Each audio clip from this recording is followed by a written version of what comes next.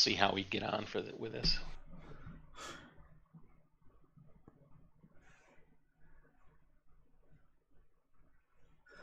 Right. Yeah. Hey, Buster.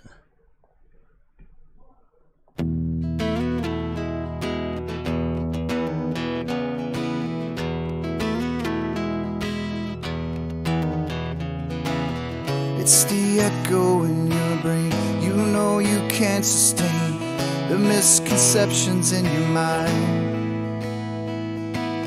One day you'll see for sure what all of this was for.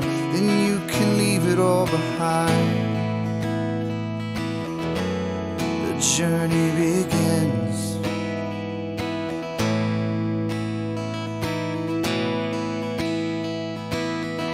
I am the one, yeah, that will show the proof. I am the one, yeah, that is searching for the truth. I am the whispers of the logic in your mind.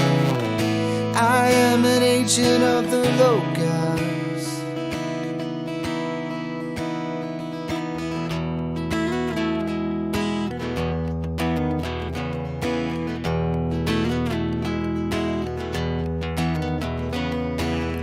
In the beginning was found this thing that cannot speak. It's how we all truly learn. It's only ever attained when one lets go of fear. So don't let wisdom pass you by. The journey begins.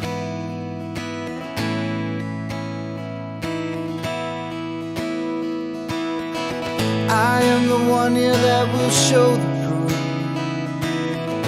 I am the one, yeah, that is searching for the truth. I am the whispers of the logic in your mind. I am an agent of the logos.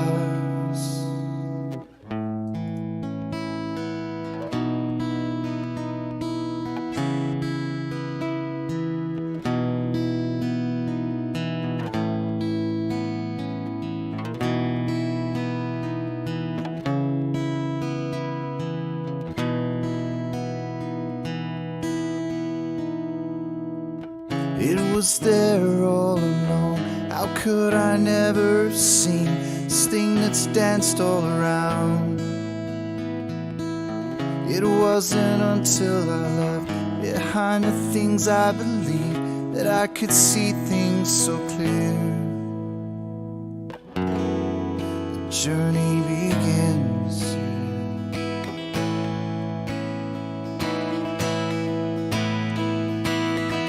Become the one, yeah, that will show the proof. Become the one, yeah, that is searching for the truth. Become the whispers of the logic in their minds.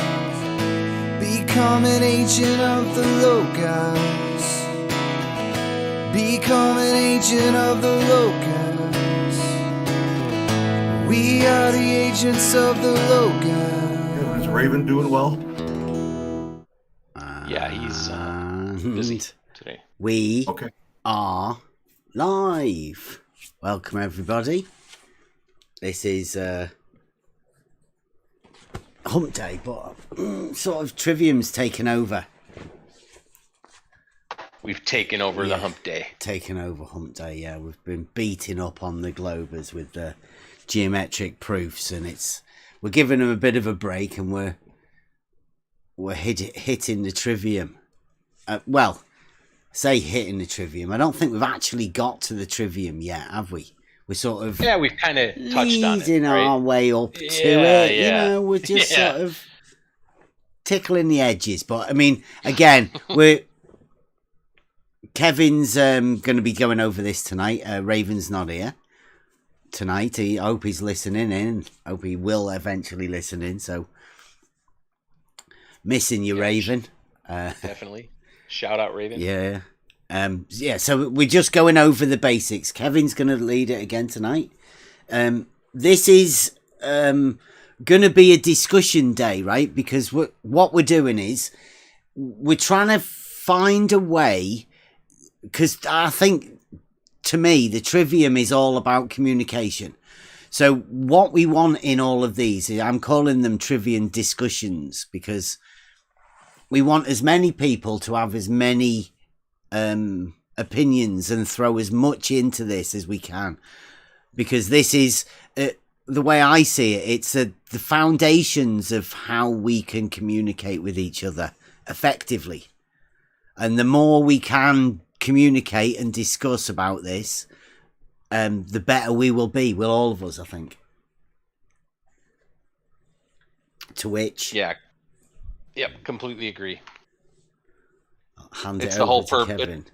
Yeah, it's the whole purpose, because you can't get into the quadrivium, which follows the trivium, unless you get down the grammar and the logic and the rhetoric. And what we have been going through is really more on the grammar side. So we have been dabbling in the trivium as it relates to grammar. I mean, all this stuff that we've been doing, predication, and you'll see tonight as well. Tonight's even more grammar type related, so it will bore the piss out of some people, I'm sure.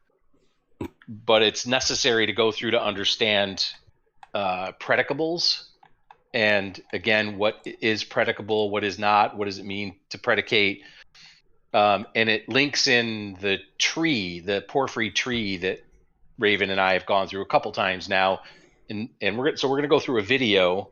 Bev, do you have that video ready to go? Because I don't think I can do it from mine. No, I can get that. Yeah, thanks. I'll carry on introducing while you're bringing that up. Posted it. Where was it? In the Trivium room. Yep. So we're gonna go over this video. Like I said, the guy that does this is lays out some really good information, and he goes through it and clarifies things really well. There's a lot of color coding that he does in this video. So I think that'll kind of help bring it along, but we're going to stop it several times to make sure that John is getting it. Right, John? It's imperative that I make sure. I was laughing out loud. I was muted, but I was laughing my ass off. That John gets it. I'm only half kidding, because John and Paper Organist have been the ones to kind of carry us through, I think, the last time or two here with the conversation. So we need other people to converse, chime in, say what you think. Yes. Do you think this stuff we're talking about is complete shit? I mean, I want to know it, right?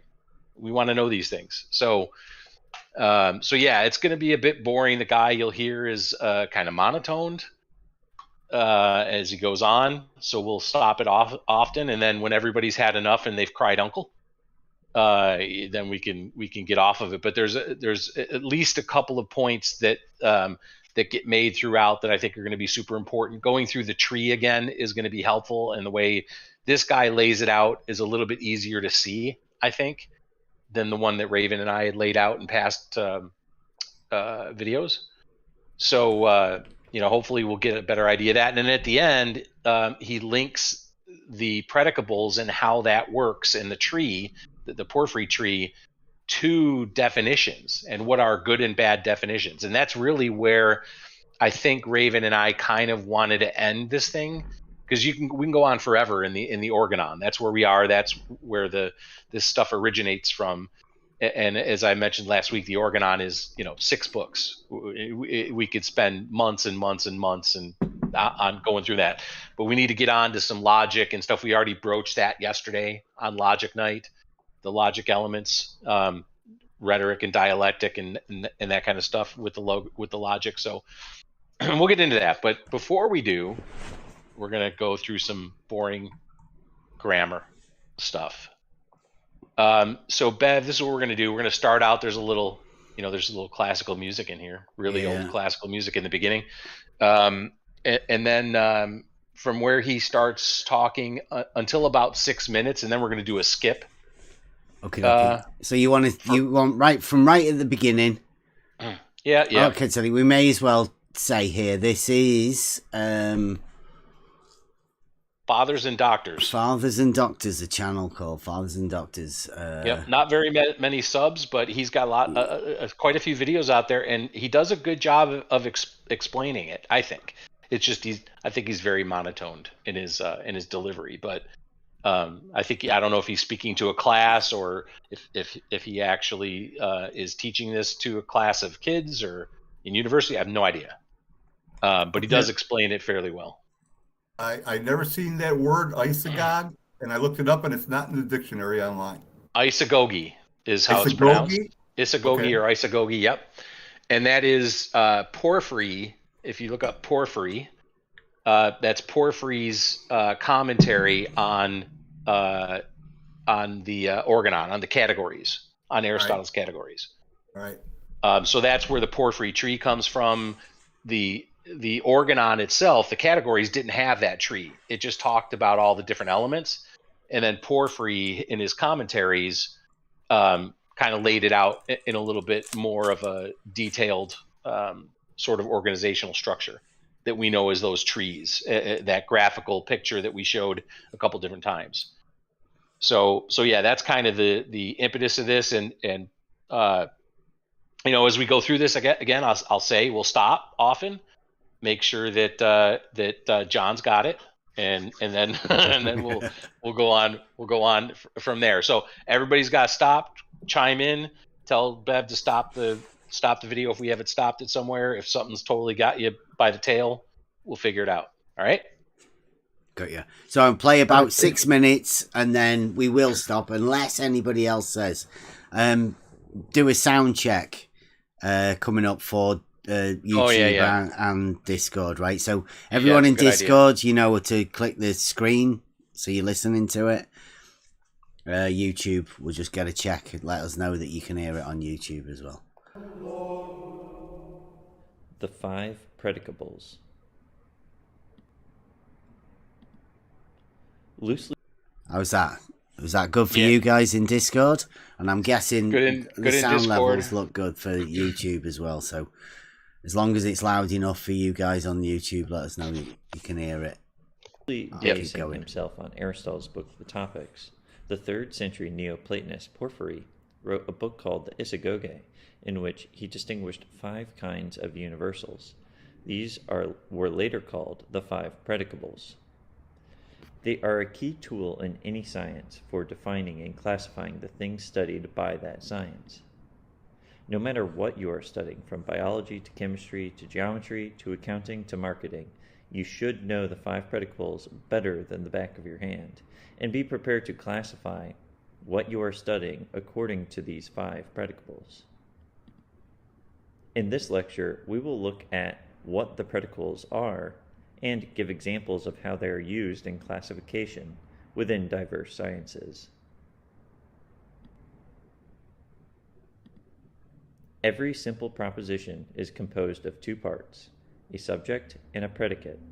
The subject is that about which something is stated. We either affirm something of something or we negate something of something. Okay, so the stop subject right there for a second, is that about which we are affirming or... Yeah, so this should be not new to anybody that's been following us for several weeks now, right? So a subject and a predicate. So the subject is that which is something is stated, right? We're talking about something, and the predicate is that which we're stating about the subject. Everybody good on that? Hopefully there's no... Absolutely. I mean, that because of what you've been over, that I doubt that would have made any sense a bit earlier. I mean, or does it? Does it naturally make sense? I think it does. I don't think I grasped this when I was taught in grammar school, but I am grasping it now. So. Well, that's good. Better late than never, as we say. So the one thing I do want to mention, though, so there's a couple things. You'll see that, as I mentioned before, he color codes things. So you see subject is in that gold yellowish color. Yeah. And predicate is in that green color. So when he does these examples, it's going to be really helpful because you'll be able to see the subject and see the predicate. Got it.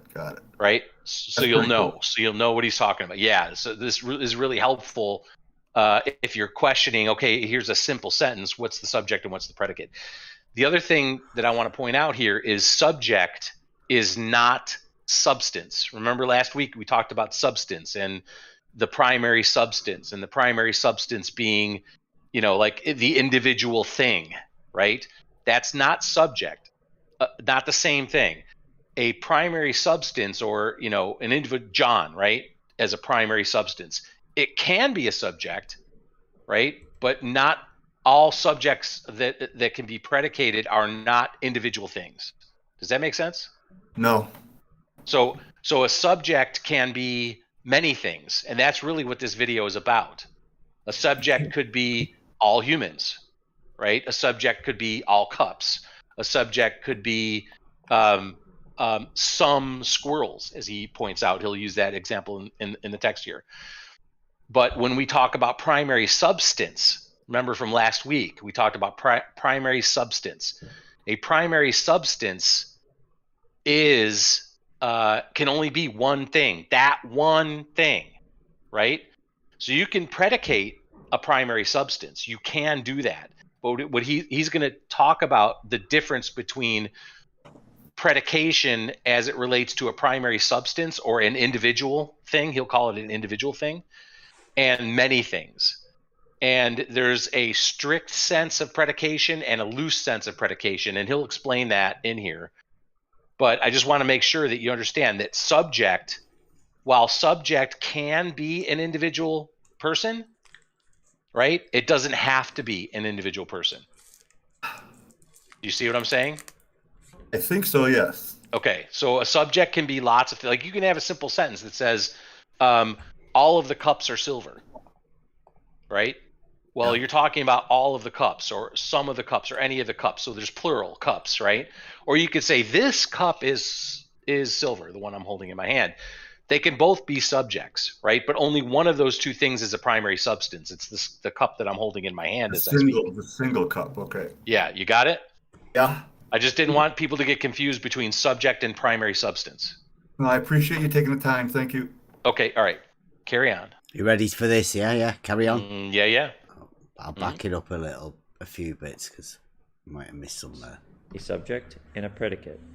The subject is that about which something is stated. We either affirm something of something or we negate something of something.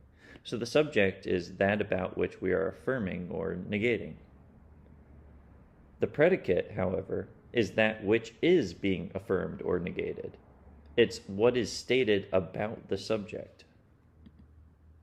For instance, in the sentence, Socrates is wise, or squirrels are furry, the subject is Socrates, or squirrels, and the predicate is wise or furry. Joining the subject and the predicate is some form of the verb to be. For instance, is, am, or are. This is called the copula of the sentence because it copulates, that is, brings together, the predicate and the subject.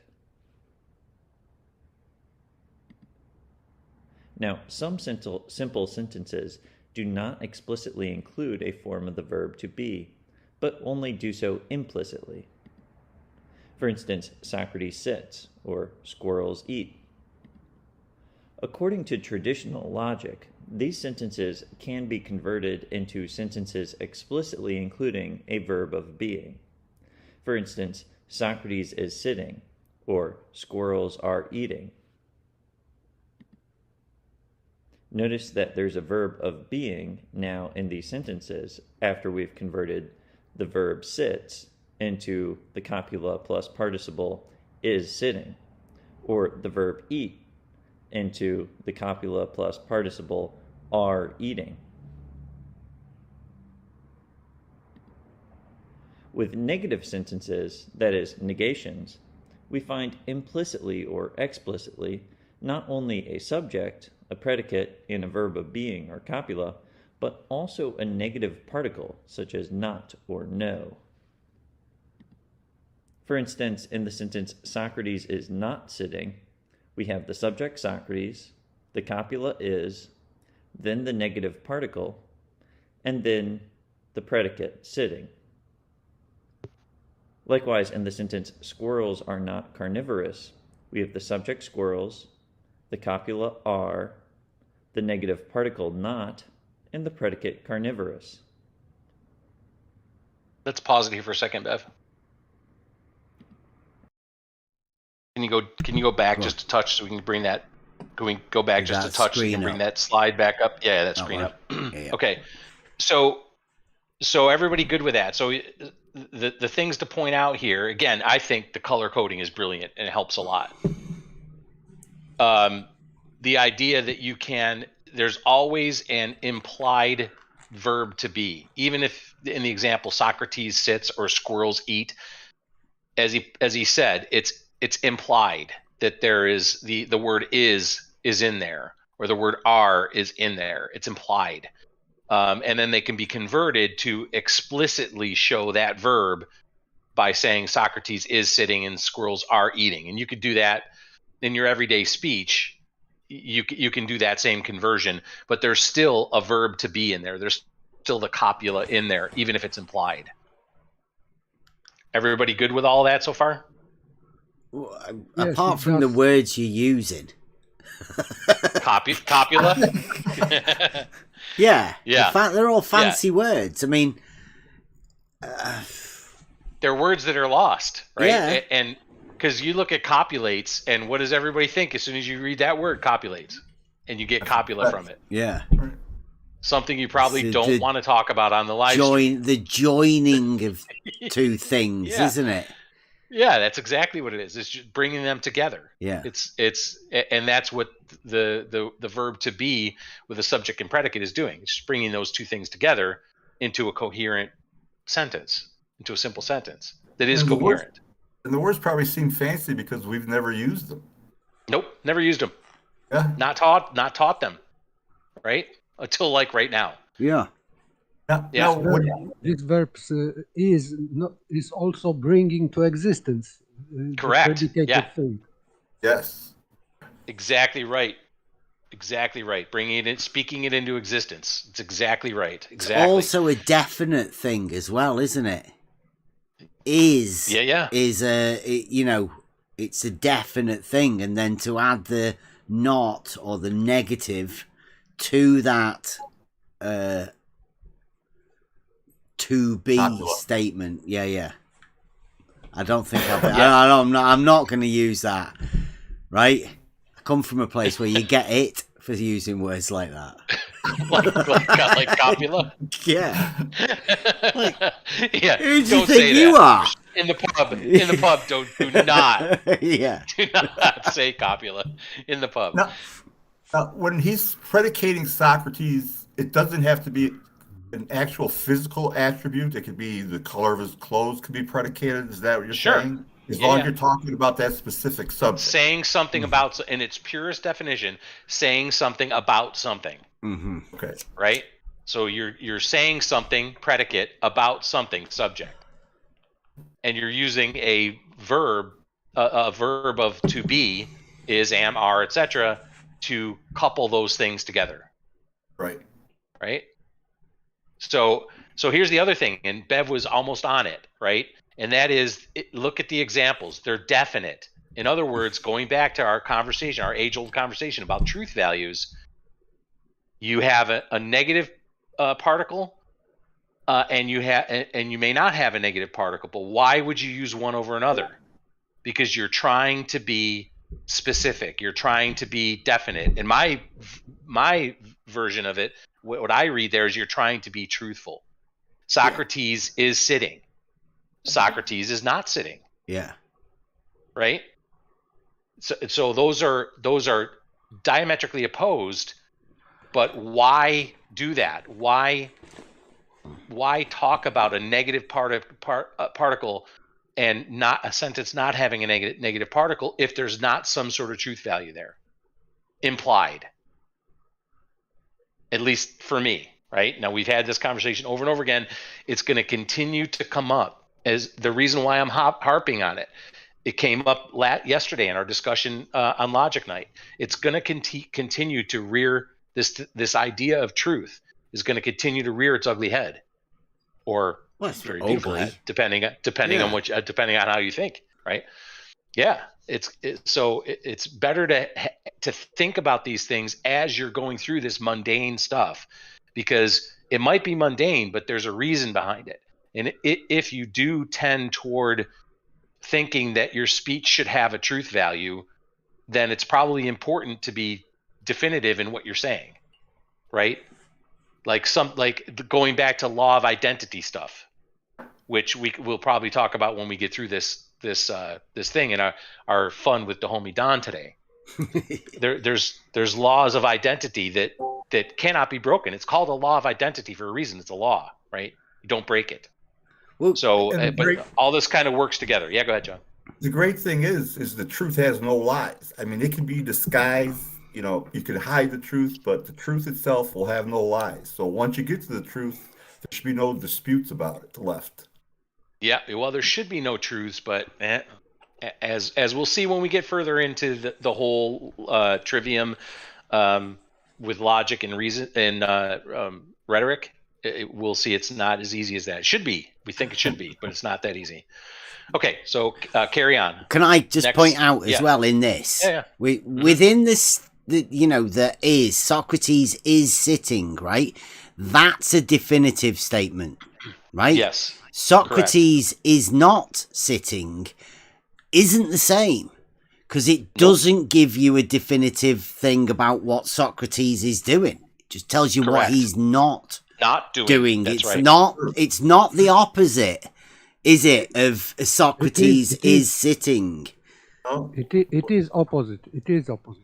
This is perfect opposition. Like, for example, for bright, the opposition is dark, but but that's not in strict sense.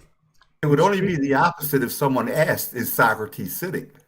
Well, yeah, but is Socrates standing up the opposite of Socrates sitting, or is Socrates running the opposite of Socrates sitting, or is Socrates riding a bike the opposite of Socrates sitting?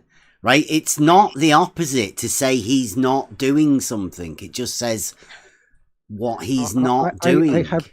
I have to disagree, because if you, for example, take colors, opposition for white is not white if you are talking about colors. But if you are talking about brightness, the opposition for white should be dark or black.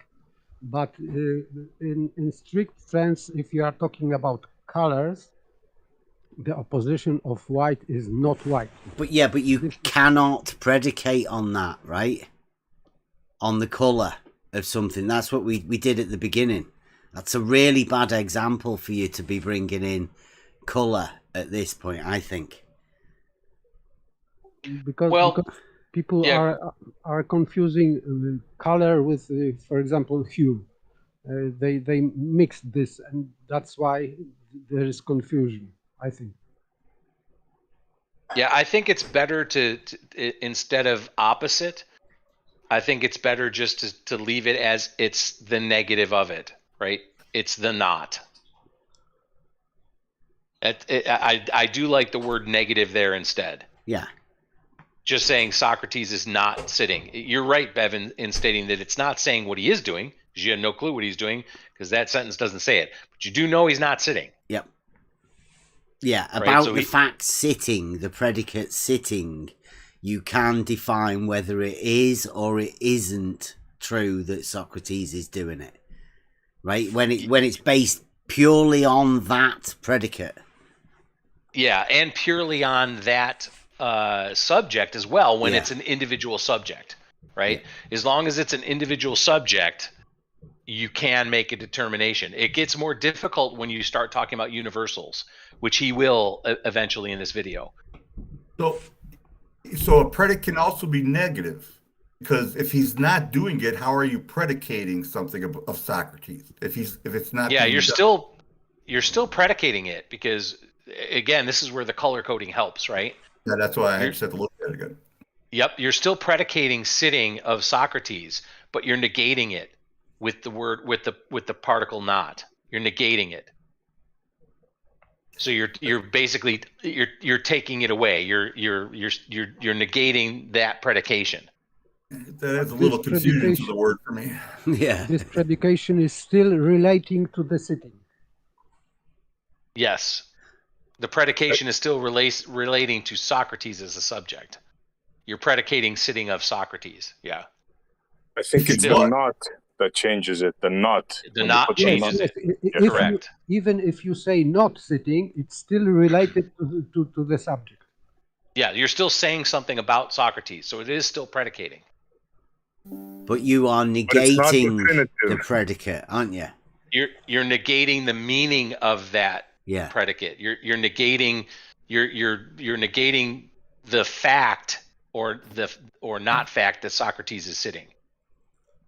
That's what you're negating. You're not negating necessarily the predication because it's still predicating. Yeah, well, you're still predicating sitting of Socrates. It's just you're not. It's not. The word sitting itself is a predicate, but it's not a predicate of anything in that sentence. Yeah, you are negating it at the moment you put the not there. Yeah. Right? So you could say Socrates is sitting, and it might be true that he is sitting, but then he could stand up. And somebody else could then say, Socrates is not sitting. Mm-hmm. Right? But that's only a negation of the first fact. They could have said Socrates is now standing. Correct. That's correct. Which would be more of a statement of a positive predicate. And remember, you may not have caught it, but this guy said an affirmation or a denial. Yeah. Right? And that's where the affirmation or the denial comes in. Socrates is sitting is an affirmation. Socrates is not sitting is a denial. And first is affirmation, because if you want to deny something, you need first to know what are you denying. So first comes positive, and negative is the second. Must be second. Correct. Yeah. Okay. You ready? Everybody good? Good so far? I'm good. We're only 3 minutes in. This is gonna be great. At least it's breaking it up, right? This guy is doing very well, though, right? I like this. Squirrels are not carnivorous. We have the subject squirrels, the copula are, the negative particle not, and the predicate carnivorous.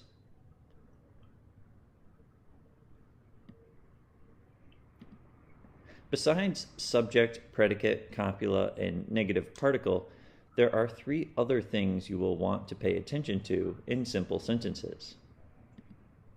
First of all, there are quantifying particles. These are also called quantifiers. These are words like every, some, a or an, no, not any, etc. These indicate the way in which we are to take a particular modified word. For instance, if I say, every squirrel is furry, that indicates that the predicate furry belongs to everything falling under the concept of squirrel. Likewise, if I say, no squirrel is furry, that indicates that furry does not belong to anything falling under the concept squirrel. So every and no are both quantifiers. They tell us the quantity with which we are to take the word that they're modifying. If I say a squirrel is furry or some squirrel is furry, that indicates that furry need only belong to at least one individual matching the concept of squirrel. It need not belong to every individual matching that concept. Likewise, there's obviously a great difference between saying Socrates is a human and Socrates is every human. The first of these sentences is true, but the second is false, even though the subject and the predicate signify the same concept in both cases. Here, the quantifier is modifying the predicate. In the previous examples, the quantifier had been modifying the subject. So, pay attention to quantifiers. They can affect whether a sentence is true or false. Let's pause it right here and go back just a touch. we're going to do a skip here after this for about 6 minutes. We're going to skip about 6 minutes here in a second. But notice a couple things here. Again, there's the truth value at the end, right? Oh, yeah. Likewise, there is obviously a great difference between saying Socrates is a human and Socrates is every human. The first of these statements is true, but the second is false, even though the subject and the predicate signify the same concept in both cases. But notice he's got the color coding in there. So technically, you can say, I can put the words out, and grammatically, I can say Socrates is every human. I can say that. Human is a predicate.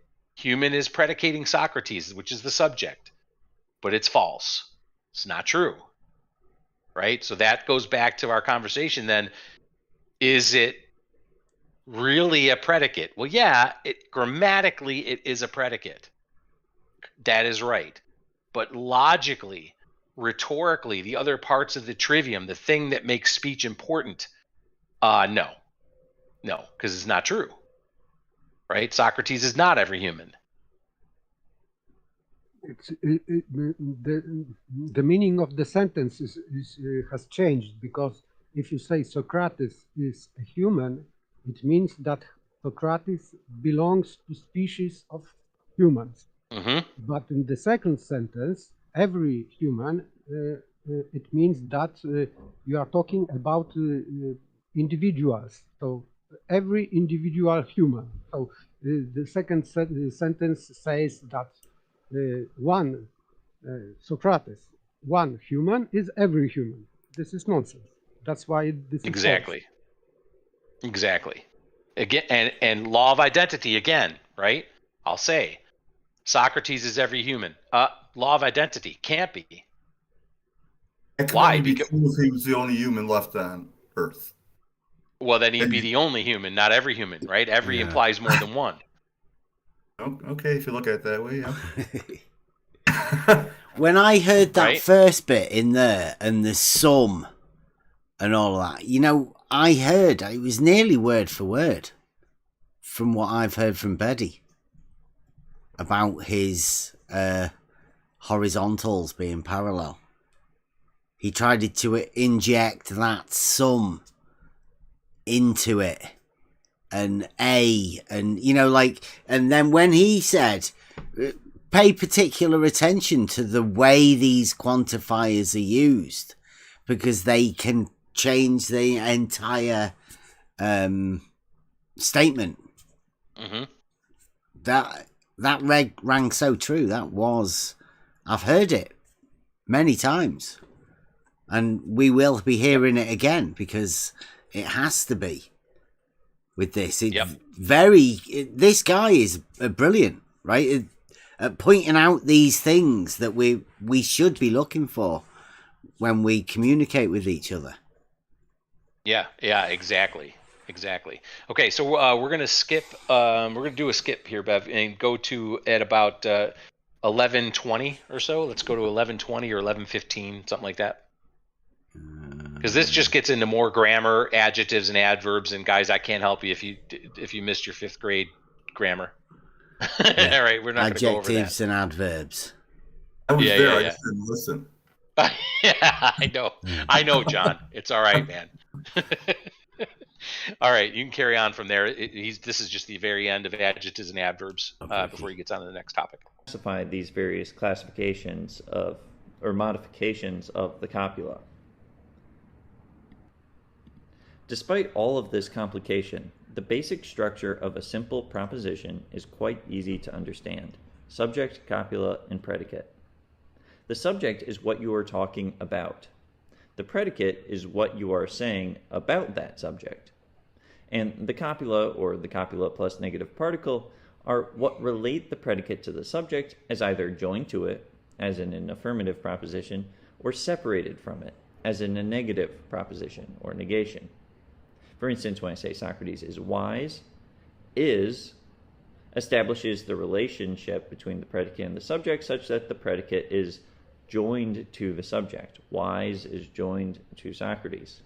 But when I say Socrates is not wise, is not establishes the relationship between the predicate and the subject such that the predicate is separated from the subject. So is or is not is what establishes the relationship between the predicate and the subject.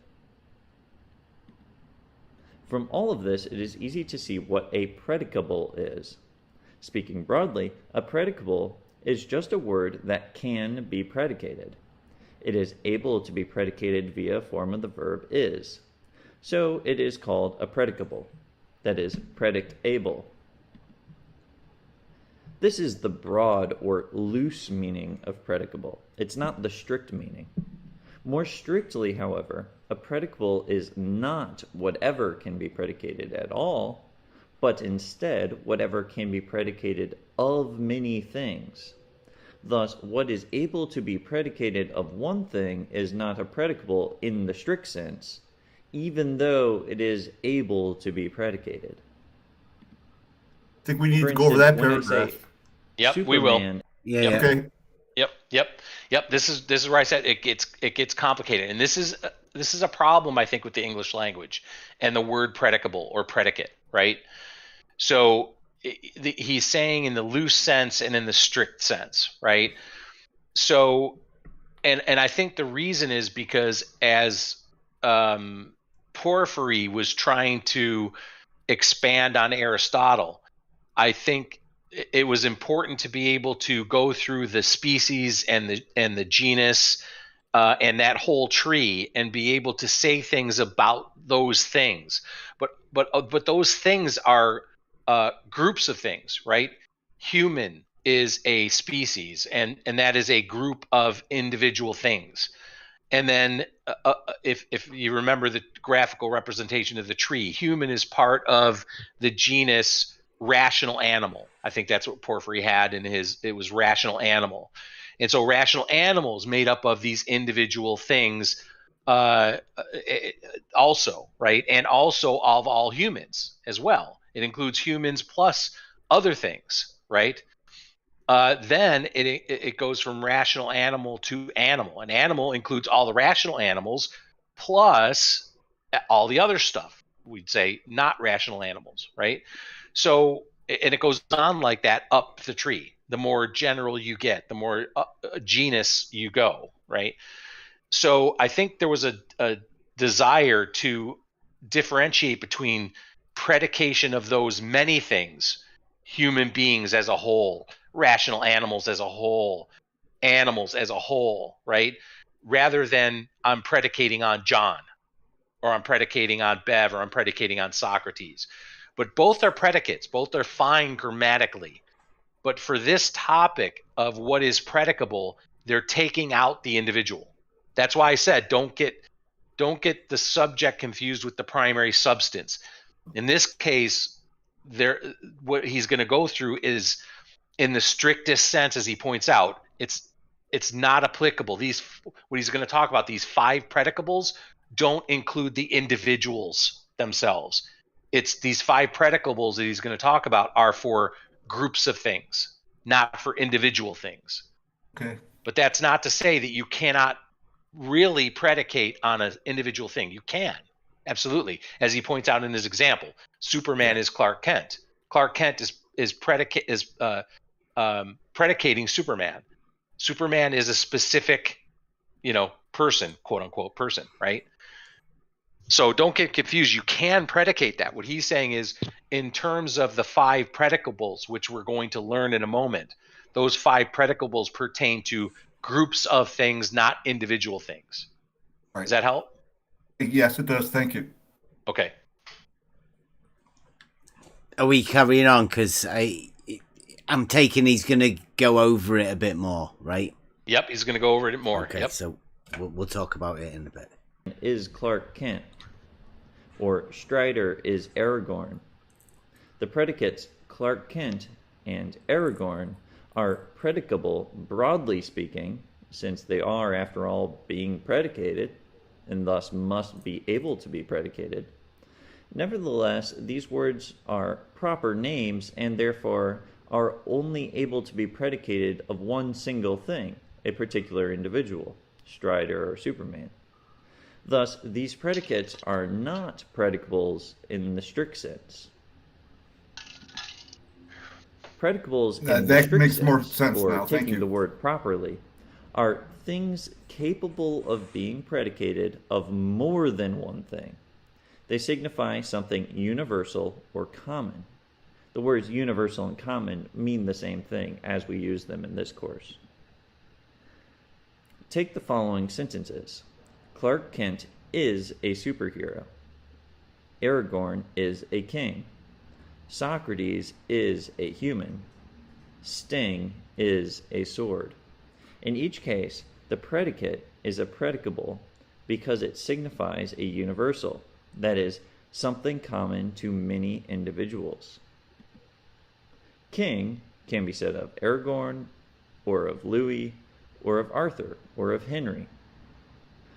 All of these people, all of these individuals, are kings, and so the notion signified by king is common to all of them. Therefore, since it's a common notion, it's called a universal.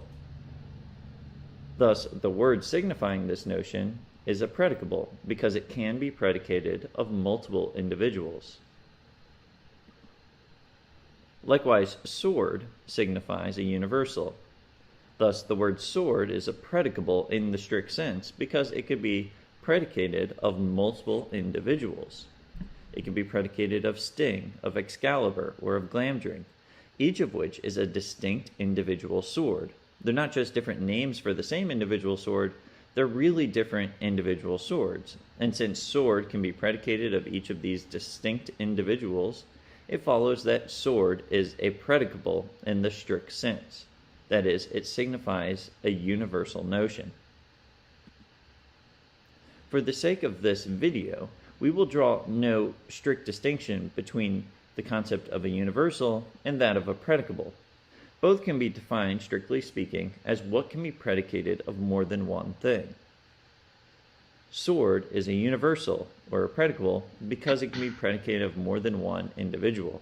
Likewise, king can be predicated of more than one individual, and therefore it's a universal, or a predicable, in the strict sense. As we saw in the last slide, a predicable, Are we okay with that before we go to this? I just wish he would have left the fictional demonstration out of that paragraph because there are no superheroes. Well, I know. Isn't that what he was saying, right? Yeah, I get what John is saying. I mean, you're not talking about reality when you're talking about superheroes, right? Right. But or fictional characters. Well, yeah, that's why he was saying, wasn't it? Superman is Clark Kent isn't necessarily a predicable because it can't be said of, well, I mean, I suppose there could be other Clark Kents.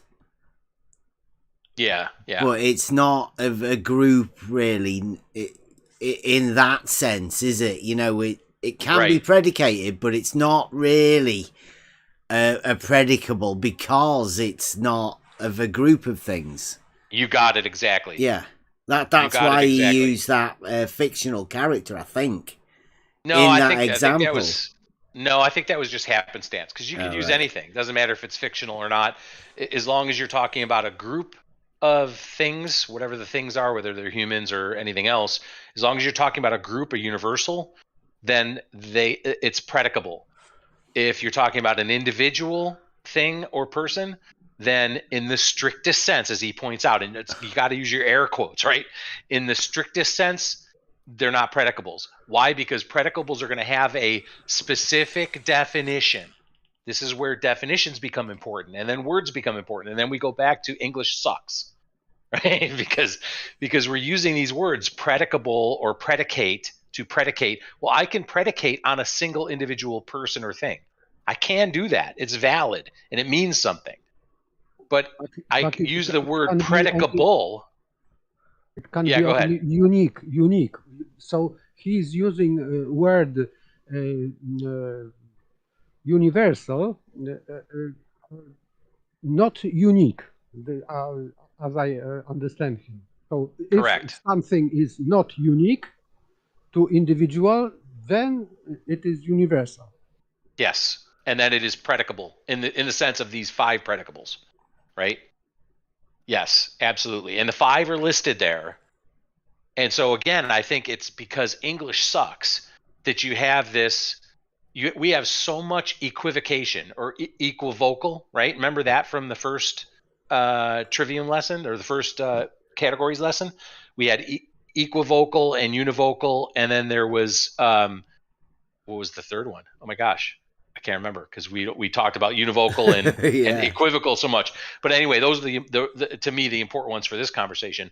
There in the English language, we have so many equivocal or equivocal words. It's crazy, right? And anyone who knows English and who is not a native English speaker, your language is probably far more specific, than English is. To Saragaki's point yesterday, when he was talking about his language, it's like, I need to learn another language because English is far too complicated, and maybe so on purpose. I don't know. That's just my conspiracy theory about English, but yeah. So don't conflate predicable with the act of predicating. Don't conflate those, because you can predicate on an individual. You can. That's perfectly fine. But in the sense of these 5 predicables, when you're talking about universals, multiple things, no, you're not. You exclude the singular, the unique, right? Everybody okay with that? Well, I think everybody might be the wrong qualifier, quantifier. It's not predicable.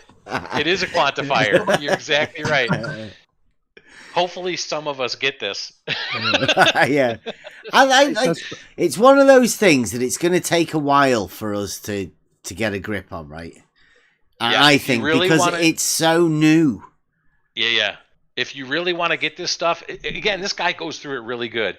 His voice is monotone. It kills me.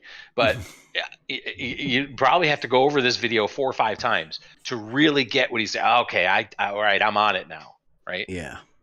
I'll put the link in the video. Later on, but I think we should be compiling a playlist of handy videos. Right, so if anybody else is out there and they think there's some that teach this or do this a bit better, link those videos, come in the Discord, link them in there and let us know which ones they are. Yeah, that's a really good idea. Yep. Can you hear my microphone now? Yeah, we can hear you. Oh, okay. Yeah, it was messing up earlier. I posted in the chat earlier because we went over the word Copula. Mm-hmm. So yeah, Copula. I did like yesterday. I posted in the chat what it would signify to me, how the word is used in my language. What is it, really quickly? What is it? We have, this is a verb, koppe, kople. It's to form a cup or a kuppel, a dome, to encompass something within, much like we would put brackets around logical statements to signify relations, that those 2 statements have to be taken together. I love it. That's exactly what it is, right? That's what the word says to me in my language, yeah. And that's what it means. If you think about it even visually, if you think about it that way, what did you say? Putting things under a canopy or to make a cup, a dome, a kuppel. A dome, yeah. Like the top of spires, full buildings, like that dome structure around 2 things in order to connect them together. Yep. Or koppel literally means to connect, to couple. In English, it's the same. That's literally in English. Couple means pair. Yes. Yeah, exactly. Yeah, two things specific when it comes to that. They refer to the viewing area on the ISS as the copula. They do, yeah. Go figure that one out. All right. Words have meaning, great. Right? Yeah. Words do have meaning. That's the correct. Cupola. Thanks, Saragaki. That's the cupola. Cupola, yeah. All right, we can go on. All right. Is what can be predicated of more than one thing. Now, what's opposed to a predicable or universal is an individual or singular. For the purposes of this class, the words individual and singular will be treated interchangeably. An individual or singular is something that can be predicated of only one thing. That is, not of multiple things, but only of one. For example, Aragorn is a singular because it can only be predicated of that one individual, even though that individual might have multiple names. In contrast, human is a universal because it can be predicated of multiple individuals, of Aragorn, Plato, and Socrates. All of these individuals fall under the concept signified by human, but only one individual falls under the concept signified by Aragorn. And so Aragorn is a singular, but human is a universal.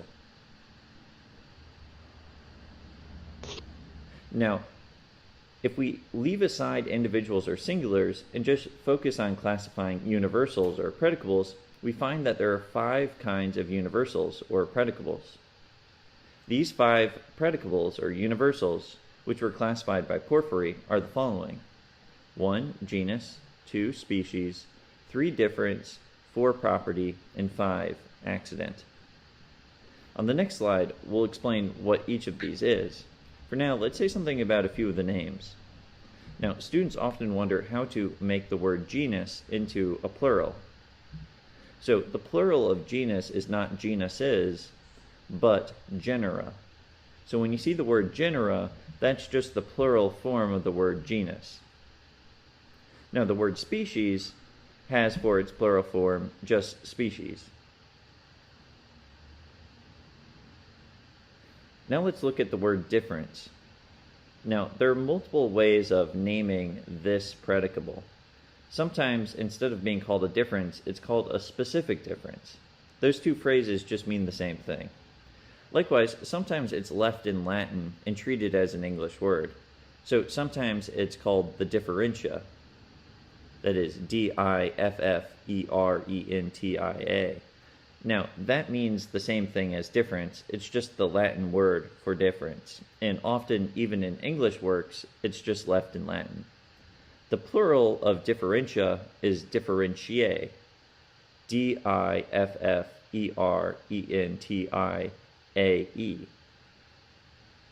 So, if you see the word differentia, specific difference, or difference, all of those things mean the same thing. Now, it gets a little more tricky when we look at property and accident. The property is sometimes called a proper accident. So, in some sense, accident, the term accident can include both property and accident. But if you just see accident, judge based on context whether we're talking about something specifically contrasted with property or something that's broad enough to include either a property or a non-proper accident. So the words property and proper accident mean the same thing. Accident can also be called a non-proper accident in order to contrast one kind of accident with another, namely the proper and the non-proper. So that's enough about he'll go over all the these in a 5 minute. universals or predicables. Now let's look at what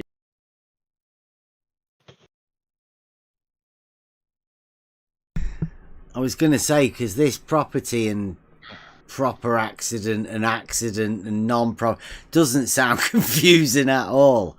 And No, it does seem like he just skimmed over that. So yeah, I do hope he is going to go back to it. Good. Yeah, he's going to go back to it. And let me say something, because I'm keeping an eye on the YouTube chat. Gadget Inspector and Ian are having a conversation. We now know that Ian absolutely hated school and he hated English. Guys, I get it. I totally get it. I hated it as well, and I turned out to be a contracts writer. So go figure. And a technical writer in my previous career. But here's the thing. This is the important thing. It's unfortunate that we weren't given the proper context of where grammar fits in to logic and rhetoric, because if we don't understand these things and we don't know how to accurately put sentences together and actually be able to predicate things properly and actually come out with something that makes sense, and again, I will say for me, has a truth value, for others, up to you whether it has a truth value or not, then you can't think that you're going to go to logic and then think that you're going to go to rhetoric, which is speaking that grammar and logic and make sense to anybody, right? words mean things, and you have to be able to put your words together in a way that's going to mean something to someone else when you have a conversation with them. If you don't, you get what you see in our Discord just about every day. Right? Yeah. You get a lot of what they say, oh, you're misunderstanding, you don't understand, I said this, I didn't say that.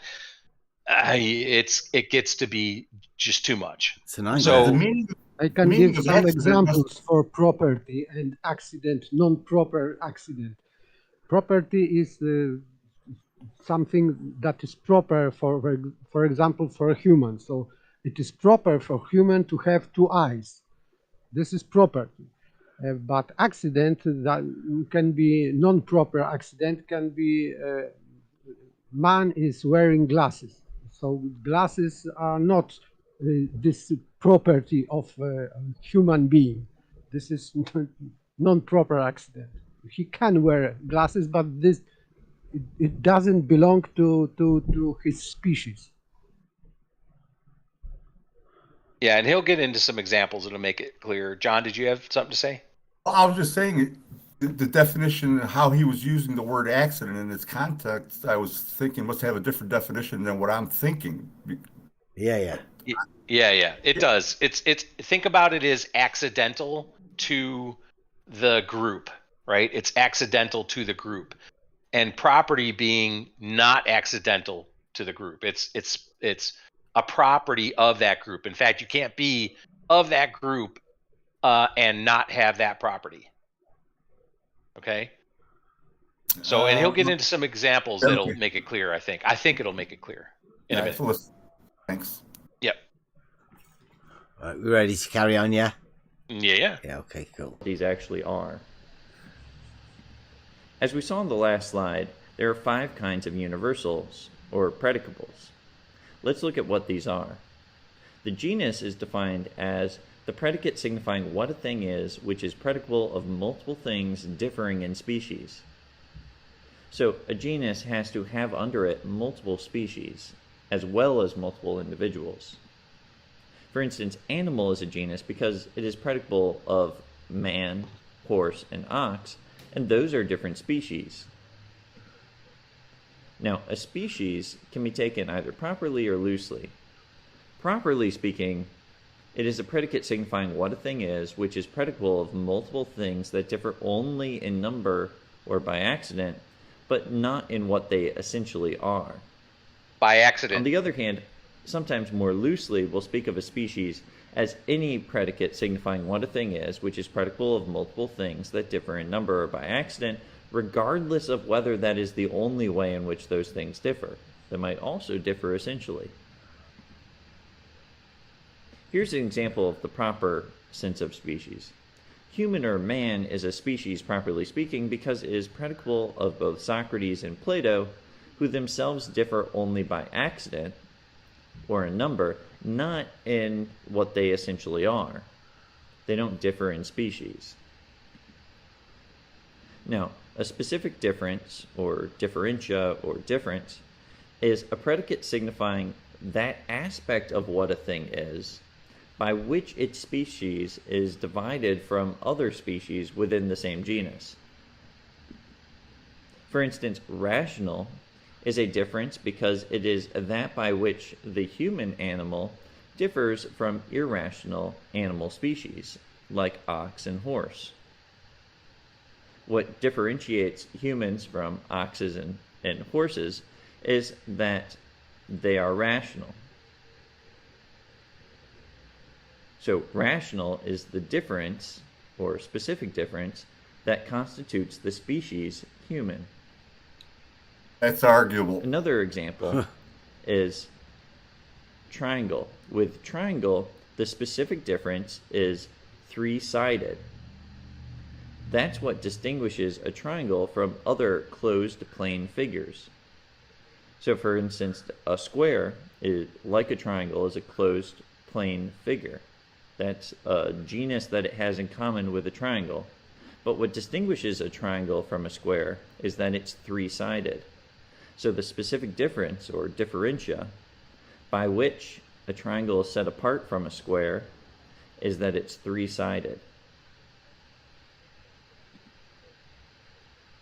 Now let's look at proper accident, or property. Again, remember, property and proper accident mean the exact same thing. The property, or proper accident, is a predicate not signifying what a thing is, but which is common to all members of a certain species, but not found outside of the species. For instance, risible, which is the ability to laugh, belongs to all humans, but doesn't belong to things which aren't humans. So it's a property of humans. It doesn't signify what humans are, essentially, but it signifies something that belongs to all humans and to nothing besides humans. So it's a property of humans. Here's another example. The ability to bark is a property of dogs. Likewise, we might say that the ability to neigh is a property of horses. Now let's look at the last of the 5 predicables, namely the non-proper accident, which sometimes is just called the accident. This is a predicate that, like the property, does not signify what a thing is, but unlike the property, it can be present or absent to the subject without any contradiction. Now, there are 2 kinds of accident. There's the separable accident, and this is an accident that the subjects can be without. For instance, white and black are separable accidents for humans, since some humans are white and some are not.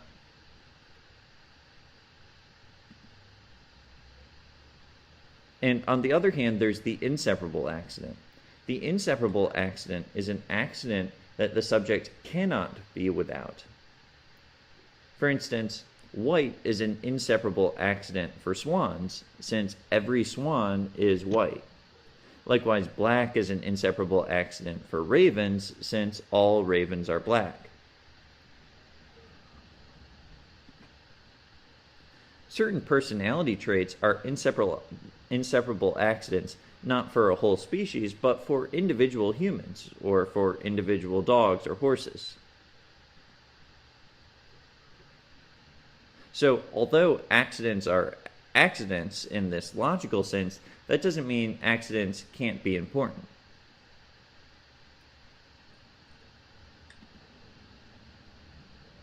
Now, all 5 of these, the genus, the species, the specific difference, the proper accident, and the non-proper accident, all 5 of them are universals. The first 3 of them, the genus, the species, and the specific difference, are all essential or substantial predicates. That is, all of them have in common that they signify what a thing is. They tell you the essence or substance of a thing. They get to what's fundamental in it.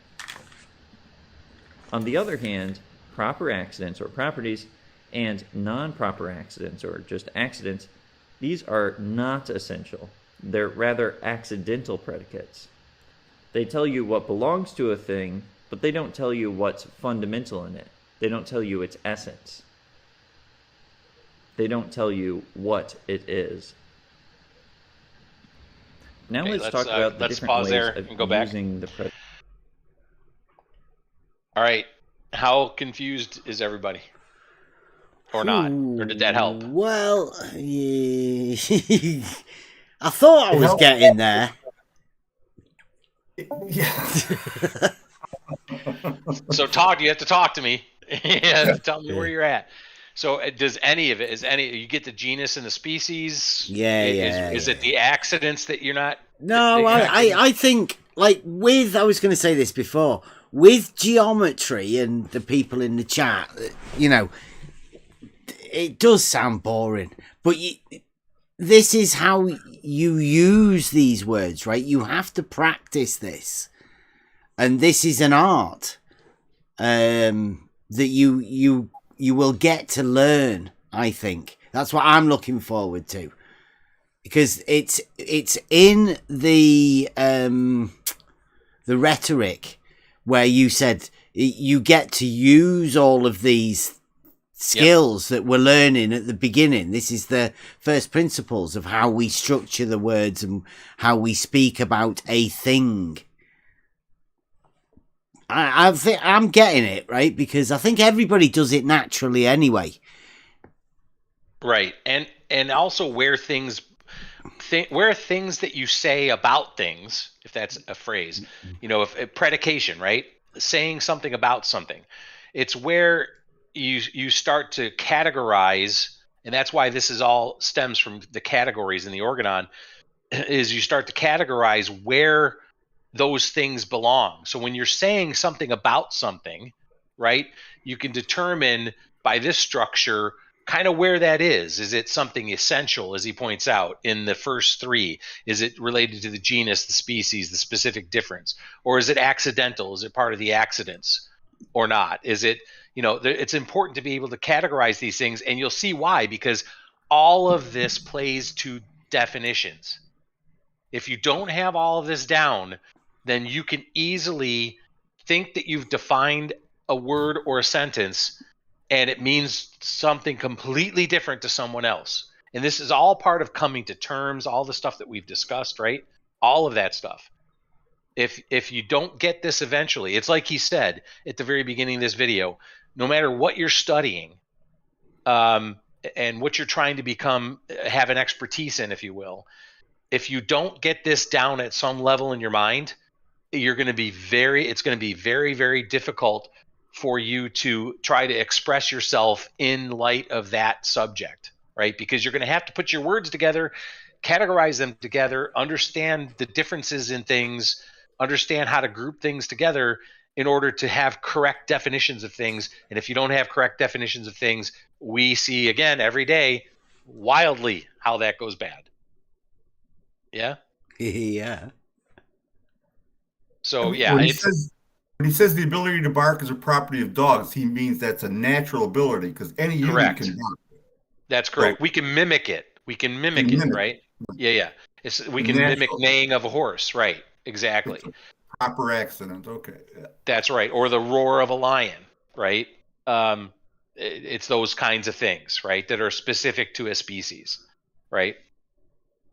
Naturally. So yeah, naturally, that come naturally. It's not by quote accident, right? Which is number 5.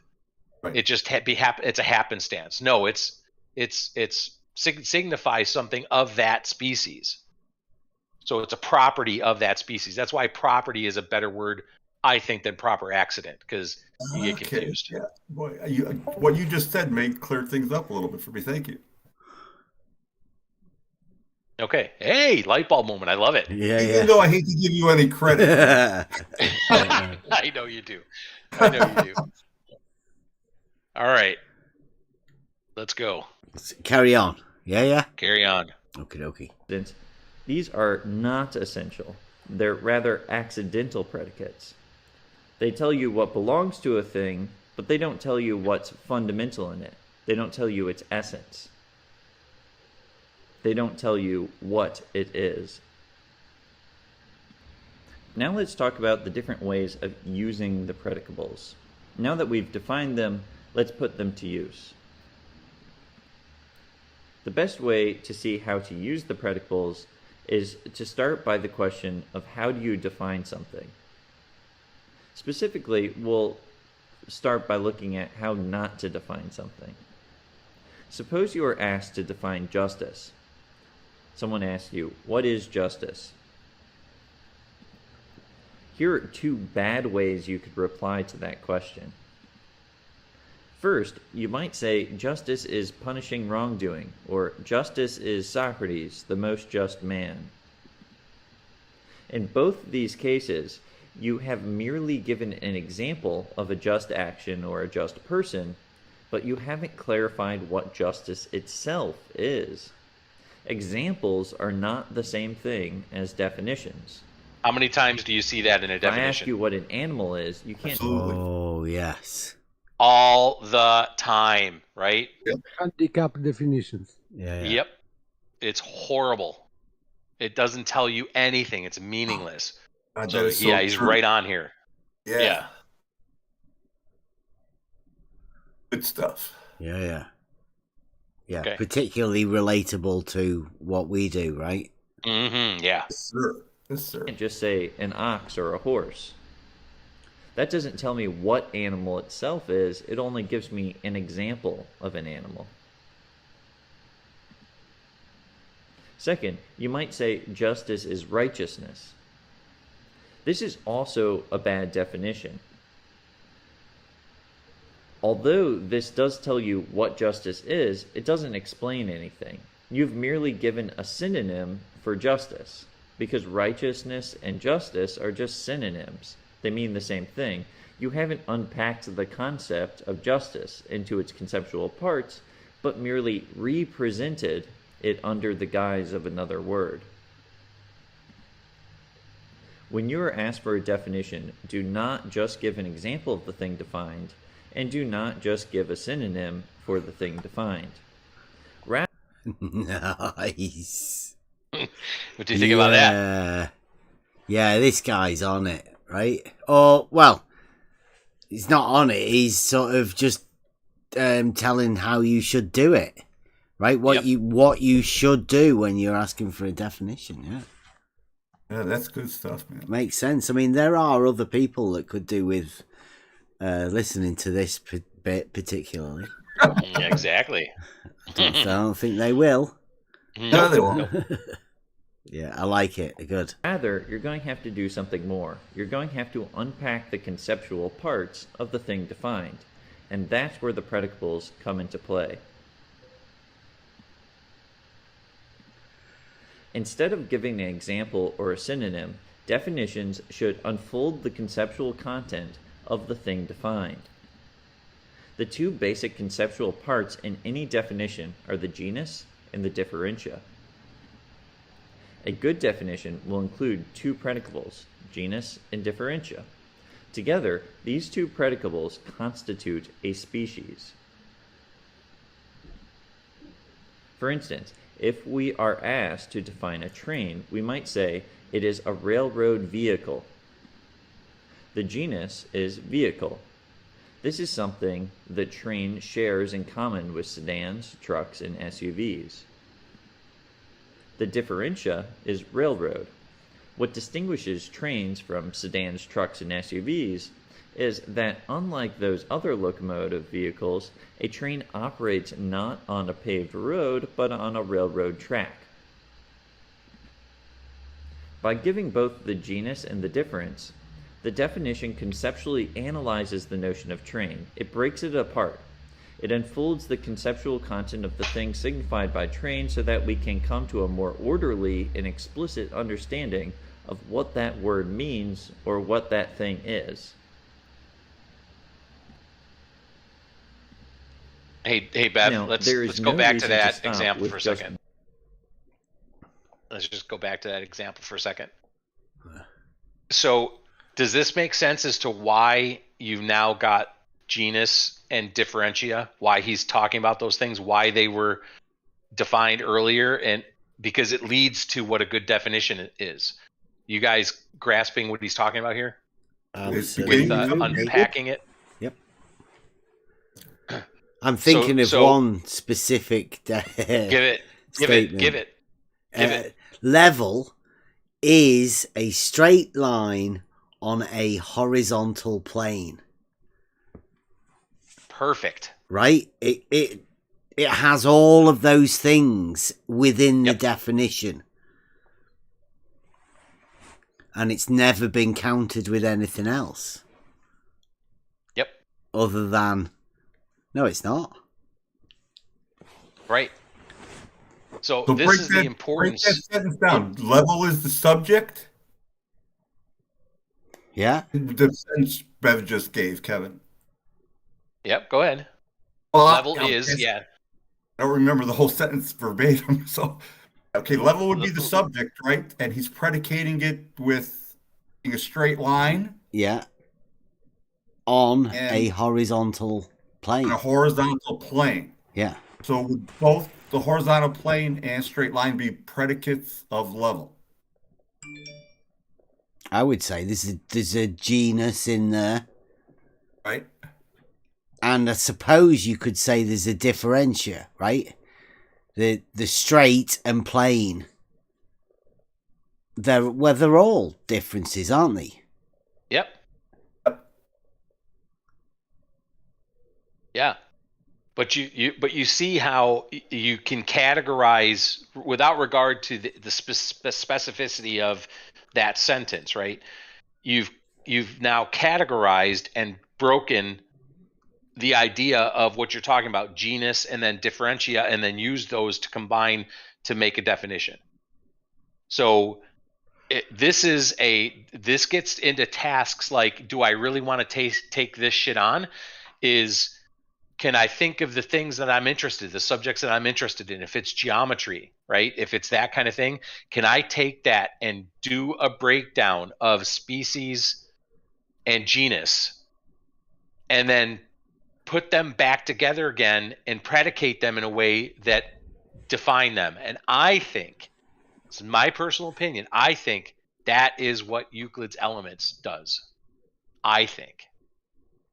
Right? But I don't know it as a Porphyry tree, which he'll get to in a minute. He'll talk about the tree that shows the genus and the genuses and genera, plural for genus, and species, and how that works, right? But that's what you can do.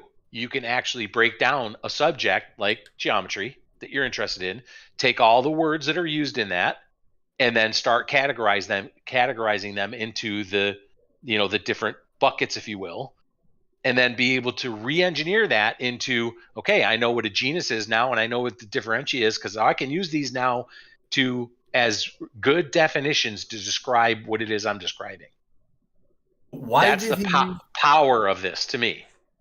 Why did he use justice for bad definitions and then go to a different word for good definitions? Why didn't he remain consistent and give good definitions for justice? That's a good question. I think he should not have used justice personally, because it's conceptual justice, where a train is I know what a train is, obviously, right?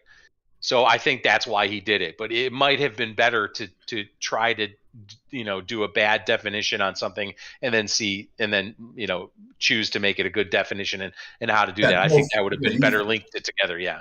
The same terminology in both ways. Yeah. I think there's a link to Socrates in there, because the Republic is him asking the question, what is justice? Right. Isn't it? So, I agree. I think it's just a question of the ages that has crept through to the minds of people. And you think about it now, how would you try and have a different example of it? I mean, what would you use? It gets really tricky when it's okay thinking that that's a bad example, but trying to find one that's better is a really hard task. Well, you'd have to be able to break justice down into the genera and the species and the differentia, right? Mm-hmm. And all the 5 predicables, the 5 buckets. You'd have to be able to do that in a Porphyry tree to be able to have a good definition of justice. Now, maybe that's a task in your free time, John, you might want to take on. No, I'm not being facetious. I'm being totally serious, but that could be something you could spend some time on. You already made me throw away my Trivium and Quadrivium. That's not what I want to hear, buddy. So are we good here? I mean, to me, this was light bulb moment for me. Light bulb moment that I was never taught. I mean, I was taught in biology, the tree, right? The genus, the species. That's where I was taught. Not in grammar or in English or in speech. When in school we had to go through speech and be able to speak in front of a class or an audience or whatever.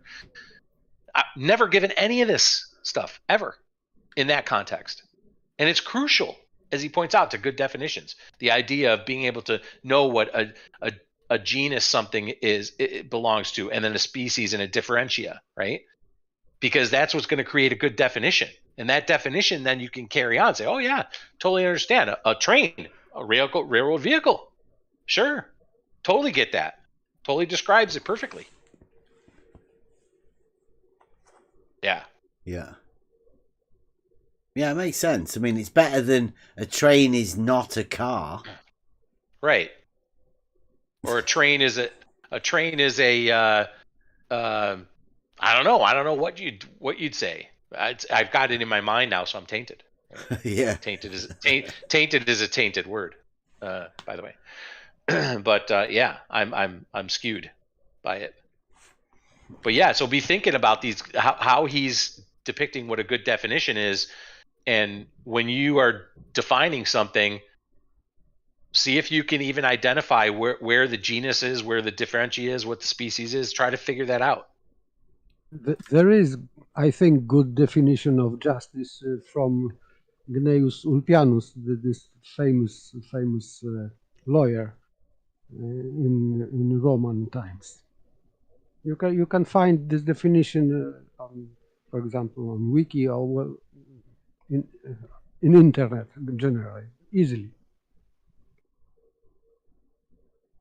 Okay, well, if you want to go look at the definitions of justice and see if they're good to you or not, that's great. All right, everybody okay so far? Yeah. I know it's a lot. I know it's like drinking through a fire hose. Okay. Are we carrying on? Yeah, you ready? Yep. Yeah. Okay. Yep. Okay. More orderly and explicit understanding of what that word means or what that thing is.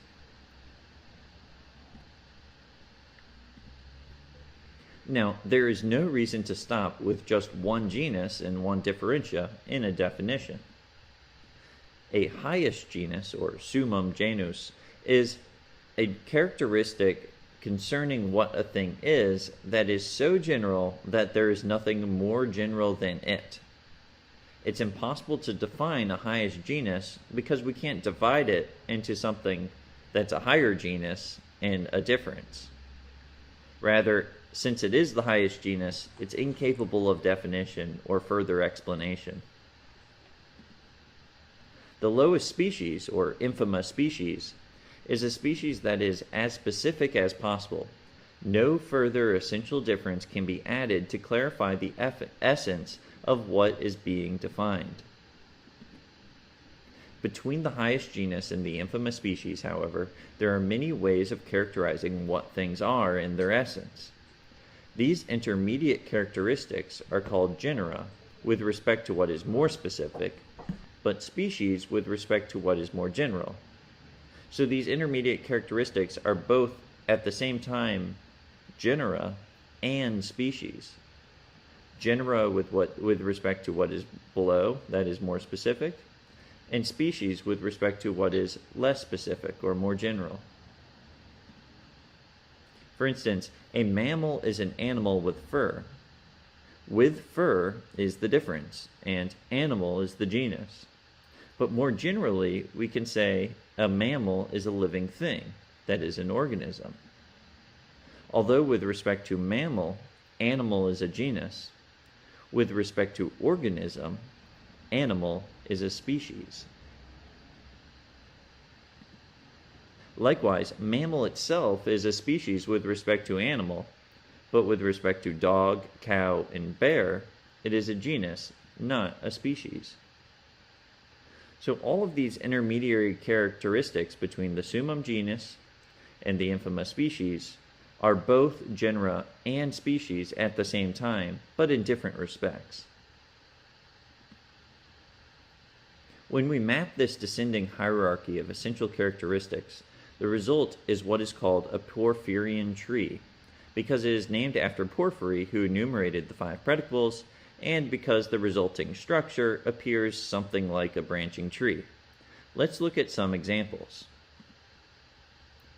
Let's try to define a human. Now, human is an infima species. There's nothing more specific about a thing that tells you what it is besides human. Now, human falls under the genus animal. What's opposed to human in this genus are beasts, that is, irrational animals. But animal itself is a species falling under the genus organism. What's opposed to animals in the genus organism are non-sentient organisms, that is, non-sentient living things like plants. Now, organism, or living thing, is a species falling under the genus compound body. What's opposed to organisms under this genus are non-living compound bodies, that is, chemical compounds. Now, compound body is itself a species falling under the genus body. What's opposed to the compound body under the genus body is the simple body, which is also called an element. Now, body is itself a species falling under the genus substance. The genus substance is also divided into the other species, namely incorporeal substance, or spirit.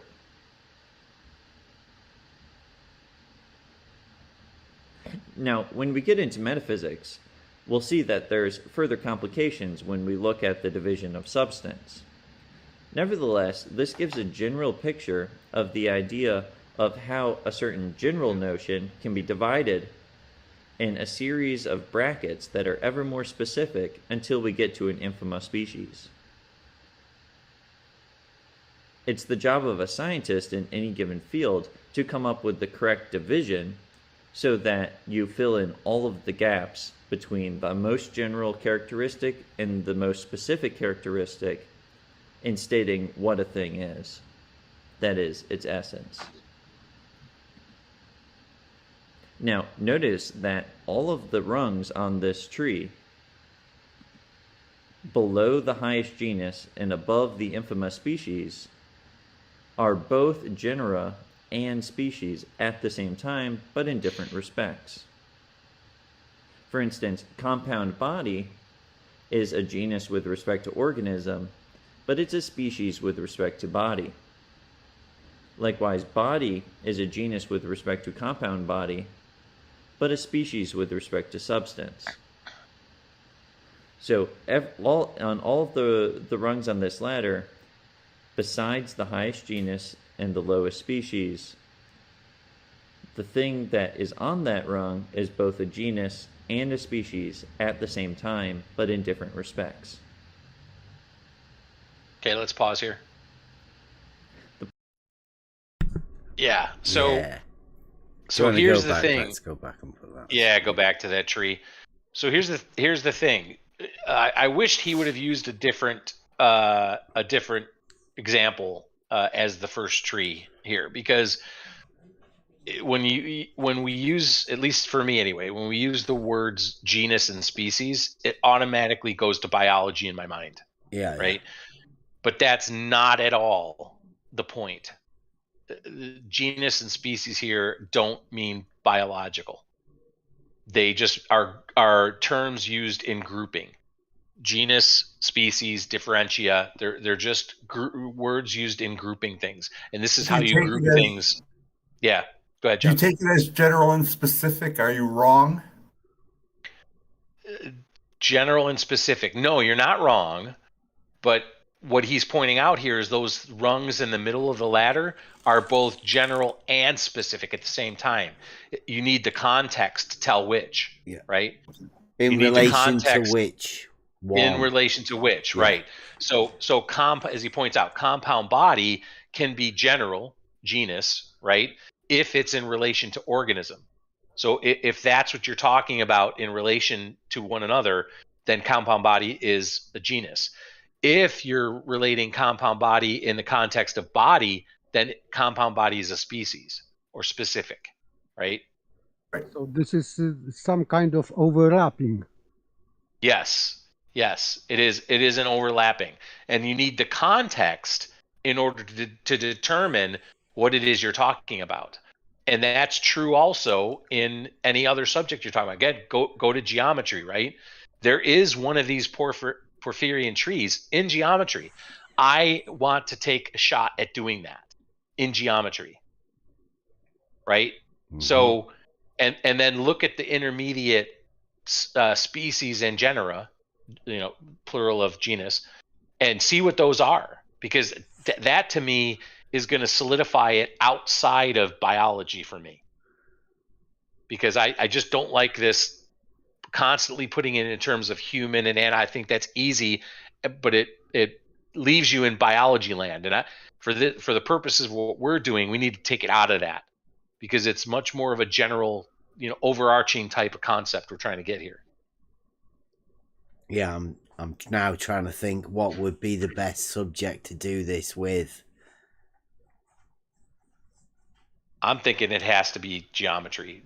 There's too many people in our group that know too much about geometry for it not to be geometry, in my opinion. Yeah. I'm thinking of what within geometry, though. Well, we can take anything. It was said before in this film. It was said. So he gave example of triangle. How it differs from the square. So.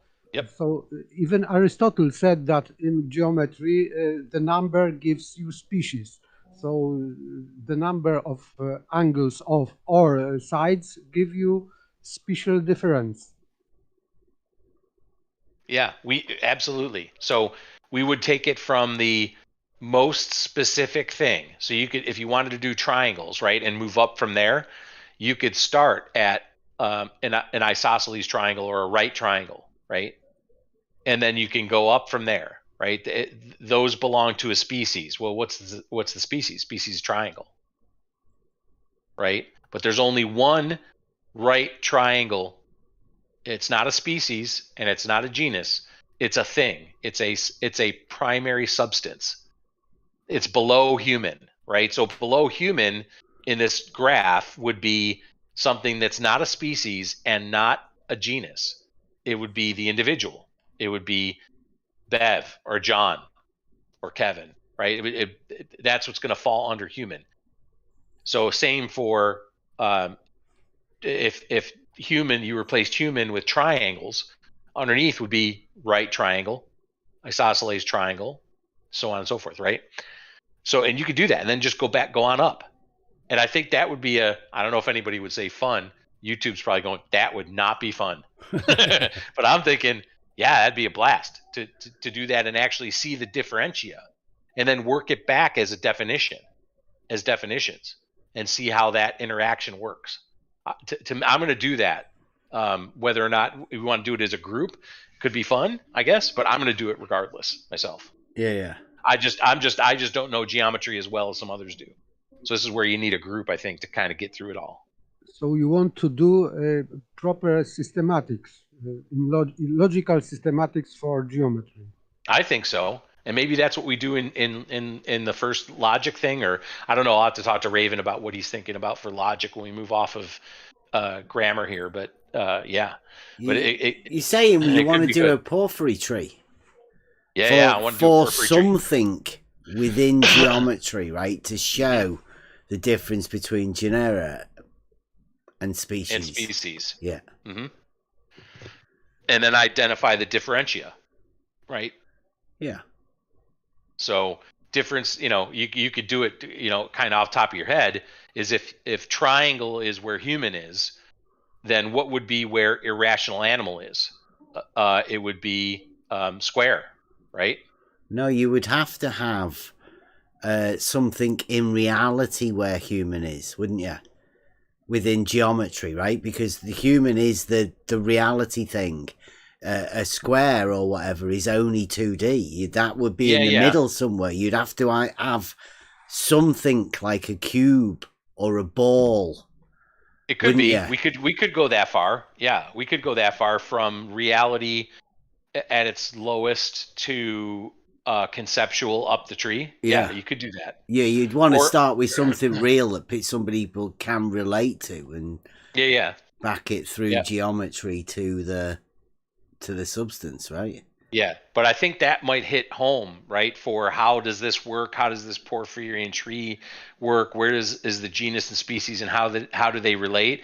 If we as a group wanted to go through that exercise, we would need to do it on something that we could be relatively sure that we could get all the differentia, right, out. Yeah. Tease it out up the tree, right? And see if that means anything. I don't know, but it'd be interesting to me. Yeah. So something to think about. Anyway, But I just wanted to point that out, that don't get stuck on the biology of this like my brain tends to do. Yeah. Because it's not. Okay, keep going. Is both a genus and a species. Trees can be used not only in biology or in natural science, but in all disciplines and in every field of study. To give an example of this, let's define the violin. Let's start this time with something more general rather than with the most specific species. So we can say very generally about a violin that it's an instrument. That is, it's something that's useful. This obviously doesn't tell us very much about a violin, but is something that says what the violin is, even if in a very general way. Now let's divide this highest genus into more specific species. On the one hand, we have non-man-made instruments, which are called natural instruments, and on the other hand, we have man-made instruments, which are called artificial instruments. Now let's divide artificial instruments into non-musical instruments and musical instruments. We're focusing on artificial instruments because I presume that we all agree that violins are artificial instruments. So artificial tells us something more about what a violin is than just saying it's an instrument. What kind of instrument? Well, specifically, it's an artificial instrument. And among artificial instruments, it's not the sort of instrument that a hammer or a chisel is. Rather, it's a musical instrument. So musical instrument tells us even more about what a violin is. But it's not just any musical instrument, it's a specific kind. It's a stringed musical instrument, as opposed to a non-stringed instrument, like an oboe. Now, among stringed instruments, there's still a variety. So it's not like a guitar, which is not played with a bow. Rather, it's a stringed instrument that's played with a bow. Now, there are multiple stringed instruments played with a bow. Violin is the specific one, which is a treble-pitched string instrument played with a bow. That's the infamous species. That's the definition of violin. This is opposed to non-treble-pitched stringed instruments played with a bow, like the cello. Here, notice that everything beneath the highest genus is susceptible of receiving a complete definition, that is, being divided into genus and difference. Let's take one random rung. Let's just pick out where it says stringed and define that. Here we have a species. A stringed instrument is defined as a musical instrument using strings. The genus is musical instrument, the difference using strings. So every rung underneath the highest genus is capable of being defined, that is, being broken down into genus and difference. Now, the highest genus cannot be defined because it cannot be broken into any higher genus with accompanying difference. It is a single generic characteristic that enters into the definitions of everything below, but which itself is incapable of being defined, properly speaking. So let's go back. Let's stop. Go back. Let's make sure, because that was a light bulb moment for me when I first went through this video. That example, I think, was brilliant to get to definitions. Yeah. Or what he claimed as a good definition. So I'm going to put John on the spot. John, you're on the spot. Go ahead. You're on the spot. So give me a good definition of musical instrument, the way that he's got it in this tree. Way that he's got it in this tree? Yep. Musical instrument. Instead of stringed, now I want you to give me the definition of musical instrument, the way he has it laid out. Use stringed, his example stringed, as a roadmap. Tell me how you define musical instrument. Oh, from where he has stringed, you're saying? Nope. Just look at musical instrument. Okay. From the top, something useful. Okay. Yep. Nope. Then just go from there. Right, so you obviously nope.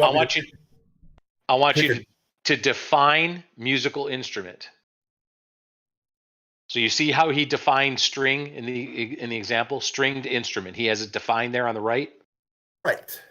So read that for me first. You want me to read down from stringed or No. Read his. Sorry, John. My bad. Read his definition off to the right. Stringed instrument species Yep. equals musical instrument genus using strings difference. Okay, so his example, stringed instrument, which is what he wants to define right. Stringed instrument, right. is a musical instrument, the one above it, using strings. Okay, the difference. Yeah. Okay. Right. So see if you can do that for musical instruments. So musical instrument is use a wind instrument. Nope. Is that what you're saying? Nope. You have to go one level up. Go one level up. From stringed. Yep. Nope. From musical instrument. Musical instrument is what you're going to define. You have to look I up. don't know exactly what you're looking for here. You are looking up looking for genus. So if musical instrument is species, you have to look up above to search for genus. Looking for more specific than musical instrument. Nope. Less specific. Up the ladder. I'm not positive what you're looking for, Kevin. Okay, let me give it to you. So the way he's got this laid out, right? Musical instrument is a man-made instrument. Okay, that's the genus, is man-made instrument. You see where it says that above musical instrument? I'm following you. Go ahead. Okay, so a musical instrument is a man-made instrument, but now I need the difference. So what's the difference between a man-made instrument and a musical instrument? So are you saying there's natural musical instruments? Nope. I'm not. I'm saying there's a difference between man-made instrument and musical instrument. Yeah, handmade and automated. Nope. Jesus. So this is why we're doing the example. So man-made instrument, the difference between that and musical instrument. What makes a musical instrument, a man-made instrument, a musical instrument? It plays music. Yeah. Oh God Almighty! You got it. Yeah. Because you can make hammer and hammer. I see what you're saying now. I got it now. Yeah. Just you got it. Hit me on the side of the head. No, it's good. This is why we're doing it. I love that I can use you as an example, John, because you're a great sport. You're a great sport. So the way that he's working, that this works, right? That Porphyry has set this up, is to be able to have a good definition for any species. So you're going to, and remember, the middle ones can be species, not just the bottom, right? So musical instrument as a species, not a genus, because it could also be a genus, but as a species, is defined as a man-made instrument that makes music. Musical instrument. That's what it is. Thanks for making me feel stupid all the time. So you could do the same thing with played with bow, right? So played with bow, if you define that, the way that it's written out here is played with bow, a musical instrument played with bow is a stringed instrument that uses you'd have to define bow in a way, right? I don't think played with bow is a very good description of the genus there, personally. Right? It is a way to differentiate between the stringed instruments, though, right? Correct. Yeah, that it's played with a stick or a bow, right? Yeah. So, and then that's how you define it. So, and you could do that with any of the intermediate steps. As he points out, you can't do that at the very top because there's no genus above it to use as a definition. So you could say that you're defining an instrument or something useful, but it's not going to be anything well defined, right? Something so general that it's well defined. The other one had substance as its very top, right? Well, you can say substance, you can kind of get an idea of what substance is, but it's not going to be very well defined because there's nothing above it. You can't differentiate it. All right. Does that kind of make sense on the definitions? At least how they're used here is you have to have this tree. Mm-hmm. If you don't have this tree, at least in your mind of what differentiates things from other things, then you're not going to be able to define things very well, right? At least not in this context of what Porphyry is trying to say, which he grasps from Aristotle. Maybe in your mind you've defined something perfectly well, but I don't know. We run into bad definitions all the time. All right. Are we good? I quite get it. Is everybody else all right on that? Yep. John gets it too now. Yeah, but, I mean, this tree can encompass many things. Any man-made instrument is. Yeah, man-made could be a cup, right? But that would be off to the side. That would be under a cup. Would be under non-musical instrument. Right. Right, and you'd have to break that down on its way down to cup, right? Okay. But so could hammer. Hammer is a non-musical instrument. And that would be another rung, another species under that. And you could just keep going on and on and on with that. These trees could get quite huge, obviously. Yeah, they could. Yeah. So, all right. Okay, I think we're getting close to the end here. 3 minutes left. Yeah.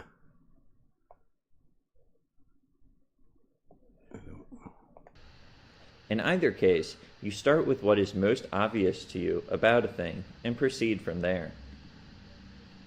In the method of division, what is most obvious about a thing is its most general characteristic. For instance, whatever justice is, we at least know it's a virtue. So we can find a definition of justice if we start by assuming it is a virtue and then subdividing that general concept of virtue into more and more specific species until we come to a definition that adequately matches our concept of justice.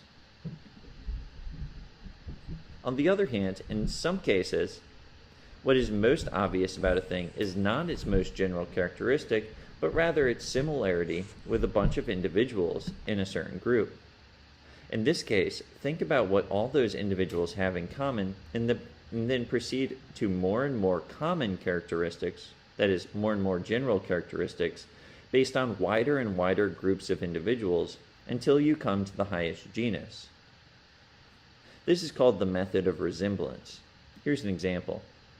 You know that Socrates and Plato are the same kind of thing, so you want to define what that is. So you look for what specifically these two individuals have in common. What do Socrates and Plato have in common?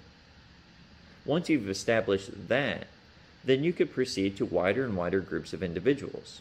What do Socrates, Plato, and this horse have in common? Once you've answered that question, then you could ask, what do Socrates, Plato, this horse, and this tree have in common? Once you've answered that question, you could ask, what do Socrates, Plato, this horse, this tree, and this rock have in common? As you expand the groups of individuals, you come to more and more general characterizations of Socrates and Plato as to what they are. Eventually, you'll reach the highest genus.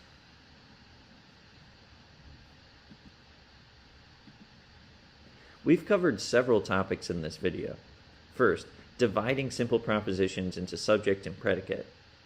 Second, the definition of the 5 predicables or universals. Third, bad definitions and how to avoid them. Fourth, classifying things into Porphyrian trees. And finally, finding good definitions. This material is the bedrock of any scientific investigation. It is presupposed for doing anything systematically in any discipline whatsoever. As such, you should make sure you know the content of this video better than the back of your hand. It should be second nature to you. When you get to that point, you will notice that thinking about a whole host of topics comes much more easily to you. I'm not so sure about that, but okay, that's it. Then you get the monks chanting. So study hard.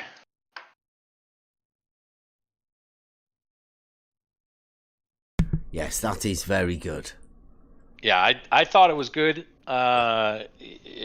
There's lots of complicated stuff in there, but I really wanted to get out the idea of definitions and being able to define things in a with a little bit of rigor, as they say, a little bit of a process.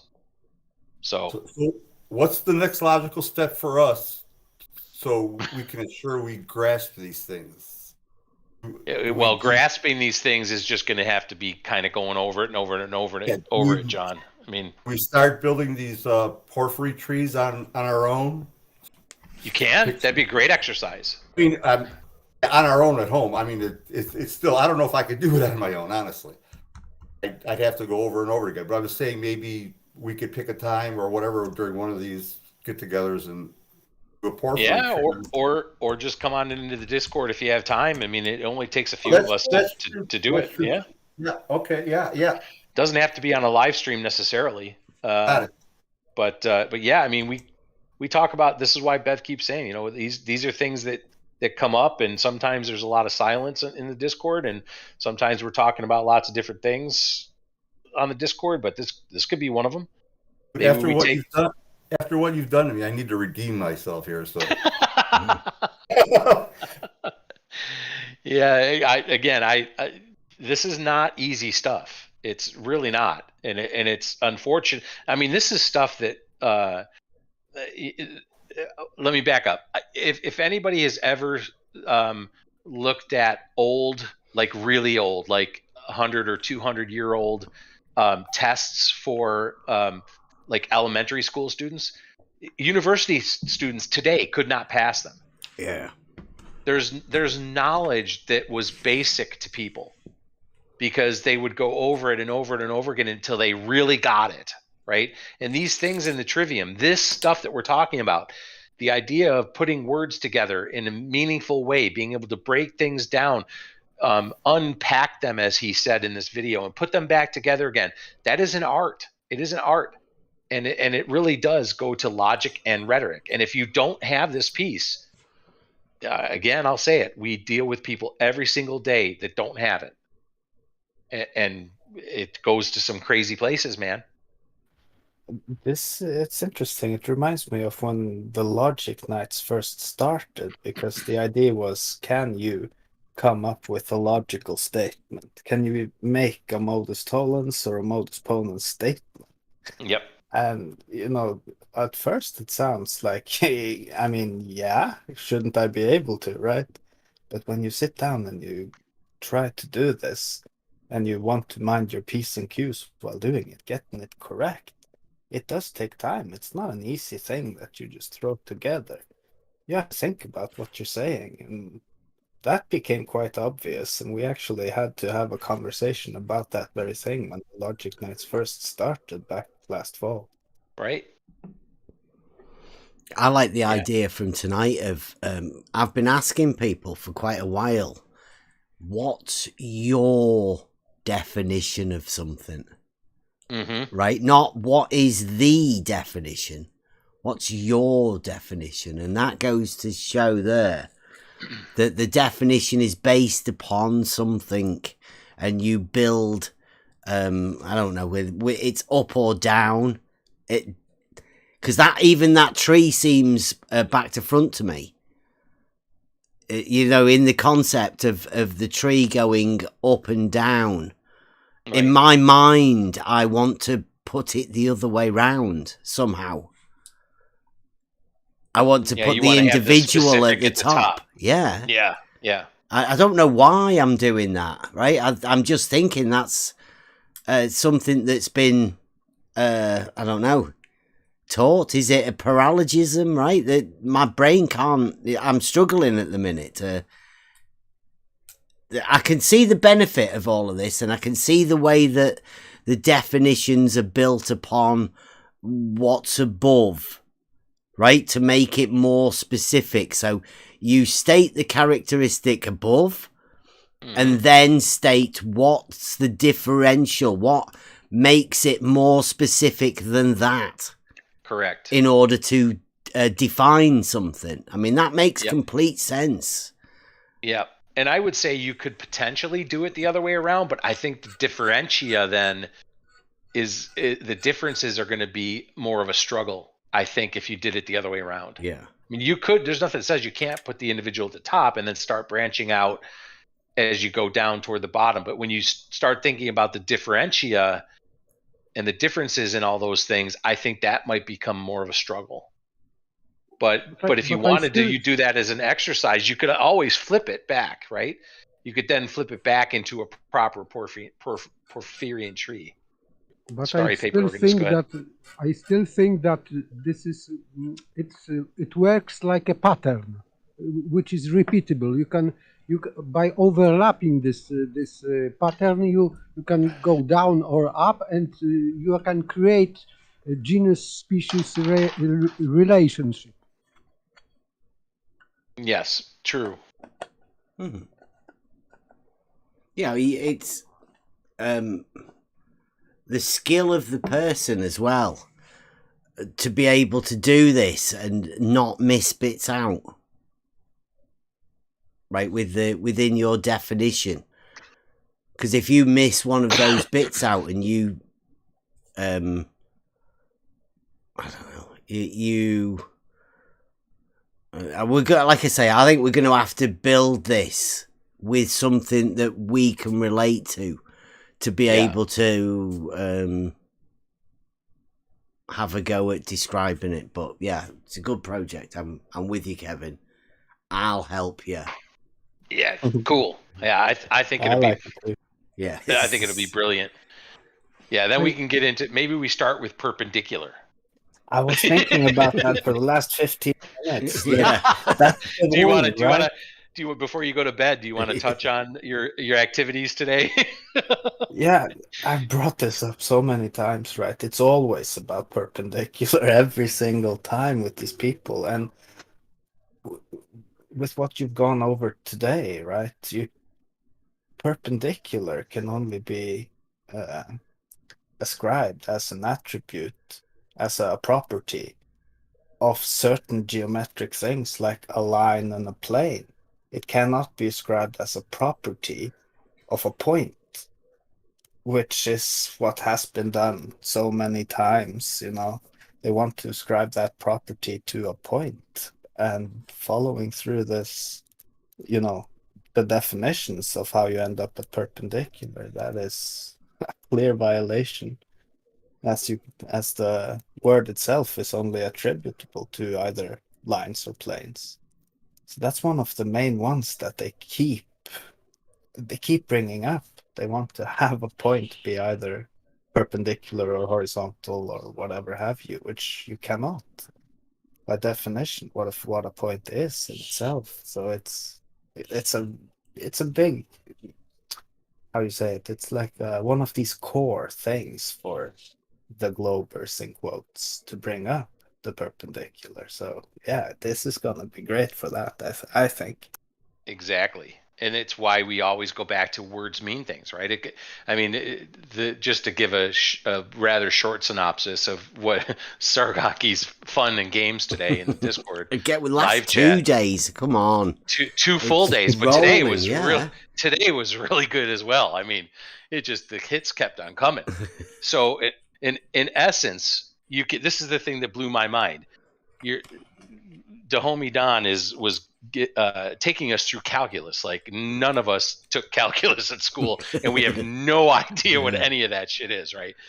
But nonetheless, whoa, yeah. Some of us took calculus in school. I was gonna say some of us may have taken a calculus class or 2 or 3. Some of us. Yeah. So yeah, but the thing that got me was the idea that at some point you can have a curved line and a straight line. So get this, just in regards to what we talked about with definitions, a curved line and a straight line, and the curved line, the length of the curved line and the length of the straight line will be the same at a point. And they'll be the same because you can basically reduce down, have it, and have as in HALF, half it, and continue to half it and half it ad infinitum to infinity. And then apparently when you get to infinity, they're the same thing. But if you're close enough, you get close enough to infinity, we just say it's the same thing. It's just, for all intents and purposes, the same thing. So curved line equals straight line. But 1 equals 1. This is Pi equals 1. Infinite progression or regression. So, as Aristotle said, you cannot pass through infinity. So your life is too short. So you cannot go through infinity. So this is mission impossible. Mission impossible. But in mathematics, it's absolutely provable. It's a proof. And this all started with Saragaki talking about perpendicular. Yeah. And that there's a proof for perpendicular in geometry. And of course the answer was geometry is in math, and geometry is conceptual. So you can't have geometry in reality. And then what did he get to, Saragaki? I don't know. At the end, you said, there it is. Oh, there's no proof in reality. Is that what it was? Yeah, because it's all conceptual, then that means it's not reality. Therefore, proof is not real. You cannot prove, as in come up with proof for anything. Only evidence. Evidence is even better than proof, he said. Yeah. Evidence is better than proof. This So is why words mean things. Yeah, can I try and break it down to why this argument has come about with this guy? Because the idea is you cannot draw a perpendicular line to a curve. Obviously, by definition of what perpendicular is, there should be no argument. But this guy says yes, you can. So how, right? You want to get him to answer that? The how question. Well, he can't have it, obviously. It's not possible. So what he wants to do is he wants to be able to equate that straight line to a curved line to say that you can do it because they are equal to each other, that straight and that curved. His problem, well, one of the main problems, I'd say, he has 2 points connected by a straight line, and those 2 same points also connected by a curved line. So obviously that straight line is going to be the shortest distance between those 2 points, and that curved line is going to be longer than that same straight line, the shortest distance. It's going to be longer, but he wants them to be equidistant, be the same length, which is logically impossible, as one of them is specifically defined as being longer than the other one. So it is quite a ridiculous argument. He needs to reduce them to being equal, which, as you pointed out, is at that point. He wants to claim that they are equal at that point of origin, or one of these points that terminates the lines. Which, you have 0 length if you have a point. You don't have a line, so it's impossible to even equate as being 2 lines anymore, because the length of the line is gone. It's at 0. There is no line anymore. So he has no argument. It's just a non-argument. But it is all because he wants to draw a perpendicular line to a curve. That's why he goes into this stuff. Yeah, because he has a model that must dictate. Right? Well, I see what I see in this argument is an extension of an older argument, and that is the tangent to the curve is parallel at a point, right? Yeah, to me that's the same argument. Yeah. Yep. That's that we've heard many times, and it's the 2D, 3D argument: the tangent, the curve, the plane, and level.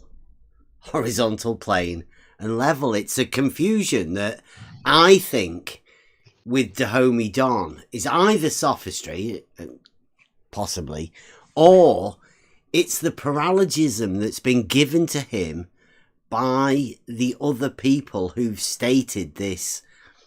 Tangent is parallel to the curve at a point. Rumpus. B-ball. Mm-hmm. Science it out. You know, all of the genius mathematicians that the globe has that states all of these impossibilities. And I think I've said this is before. Kind of fallacy about this line which is perpendicular to the point. This is kind of argumentation which was refuted by, I think, Duns Scott in medieval times, and this is called fallacy, which depends that if you are proving everything, you prove nothing, because each line, in that case, each line has to be perpendicular to point. So you can prove only that every line is perpendicular to the point. So if every line is perpendicular to the point, so you cannot even prove that this is perpendicular, because it means that every line is perpendicular to the point. So the whole discussion about perpendicularity is pointless. Yeah, the truth value, as in the identity of perpendicular, just flies right out the window. Like, it means nothing anymore at that point. Yeah. Can I jump in for 2 seconds? Just real quick, like? Yeah, of course you can, Rob. Go. Okay, good afternoon. But, Saragaki, you did it to me again. So, when they say it's horizontal at a point, all you gotta say to him now, how long is a point? Zero. Well, you cannot have horizontal point. This is nonsense. Yeah, that's what they say. That's what they say to us. It's horizontal at a point. How long is a point? Yeah, George says level and horizontal are coincident at a point, which means they're the same. Yeah, how long is that point? Well, every point along the horizontal line, level would be coincident, because level is horizontal. Level is a straight line, on a horizontal plane, to do it properly. Thanks, Saragaki.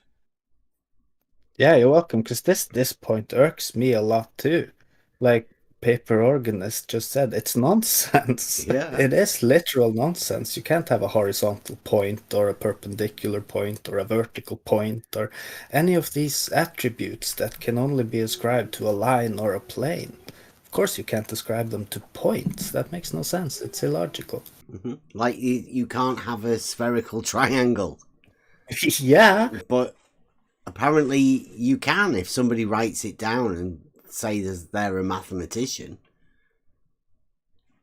You can do all of these things, but I mean, it's impossible, like you say.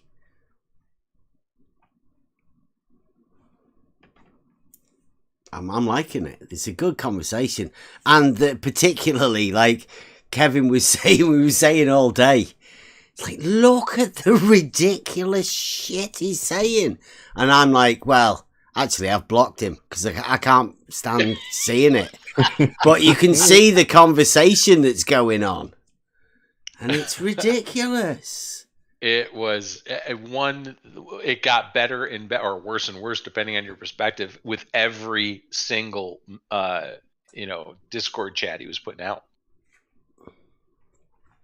It was just hysterically funny. Yeah, we were saying earlier, right? The conversation that we've had, and no doubt the way that we use these words that we're getting, and we can be more specific now about things, and we'll be able to order what we're saying in a much better logical way, right? If you order the definition, you'll be able to do all of that. We'll just get better now, but we have the ability, and I said we have for quite a while, to make people say stupid shit. But you only have to inject a model in there, because without, I've been saying to everybody that Saragaki has a proof, an extension of the basic, simple t-shirt logic, and I'd say the the perpendicularity is also a t-shirt logic. It just looks more impressive, but it's just as simple and it's just as fundamental. And you would never, ever have anybody within a mathematics course at high school, right? I mean, this should be high school sort of stuff. Learning people how to structure a statement to build a proof. You would never have anybody deny any of it, other than bringing that sort of stuff and proofs about straight lines and geometric things into a group of people that are so model afflicted that they literally deny geometric mathematical proofs because of their model. And they are making up stuff. And I mean, they've got some geniuses. Dahomey Don, if anybody knows who Dahomey Don is, he's one of the globe mathematicians. He's a genius. He's going to be a PhD at some point. But he's saying some stupid stuff. He thinks, I mean, the extension of what he was saying, the straight line is the same as the curve, through geometry extends to the diameter being the same as the circumference. Yeah, that's what it ends up with, because you have a diameter, it's terminated at 2 points, which both of those points are on the circumference of the circle. So if you take the circumference, or half the circumference in this case, yeah, from one of those points to the other, and claiming that it's equal to the diameter is ludicrous. I mean, everybody can tell that that's ridiculous. The diameter is obviously shorter than half the circumference of the circle. But that's literally where they go with the argument, thinking that we're gonna buy that face value. Yeah, the funny thing is that's exactly what Mike drew out for him. He drew a semicircle with the diameter and the arc being the half of the circumference, and said that's your argument. And he kept saying, no, it's not. Yes, it is. That's your argument. And both of them are one. Yeah, that's your argument. Yeah, that is. Yes, that's why I went over him, yesterday with him all day. He was making the point that, I proved in several different ways to him just logically yesterday that the arc and the chord cannot be the same length. It's impossible. I mean, obviously it is. You shouldn't have to prove it to people. But even after all of that, that claim still stands with some people. The diameter equals half the circumference. It's ridiculous. Bob argument too. Curved line, straight line. Yeah. Curved line, Exactly. straight line. Yeah. Yep. I've been saying 100%. this for a while, right? There is a paralogism locked up in this. And that's that level is a straight line on a horizontal plane. But they have separated because of their aversion to reality and the model affliction. They have to have level as curved. But they have then, in reality, when they come to find proofs or whatever, they have to reassociate them together as being the same thing again. They can't get away from them being different because they're so fixed on putting them together but different. It must be a nightmare for them. The brains must be firing in two different ways to have something that can't be the same, but then trying to argue some sort of a way where they can put them together. And they've found now a point, nothingness, where they can have them back together, and that's where they're going to be for quite a while. They can't get away from it, can they? They're trying to find a similarity in something that is the same thing, but they have to have it different, but find a similarity in it. It's crazy. It's the same way as they have latitude, longitude being two-dimensional coordinate system, but not realizing that a two-dimensional coordinate system only works on a two-dimensional plane. It doesn't work on a curve.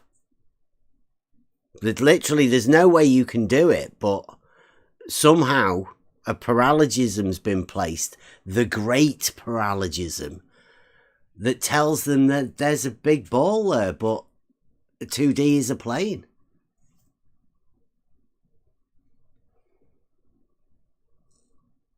It's a nightmare. Must be a nightmare.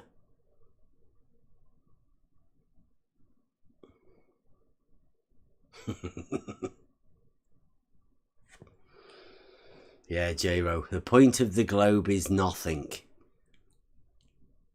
The point's nothing, and the globe isn't really there either.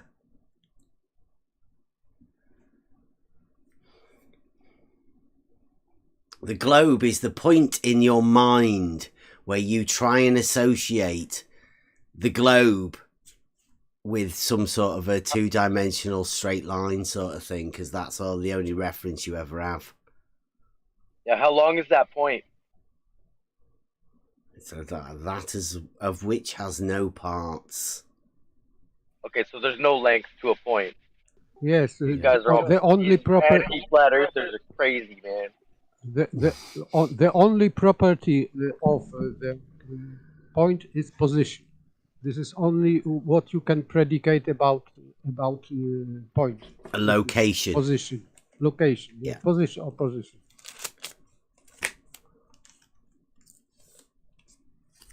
To me, it's just another example of them teaching you something useless in school, along with everything else. They taught you nothing that you can use, make good use of in real life.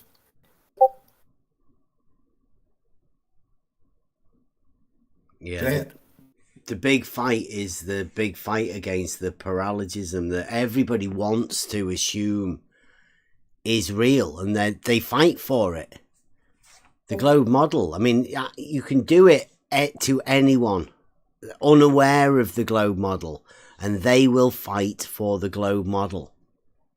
Bev, do you go in a fight with no arms against the guy that has arms?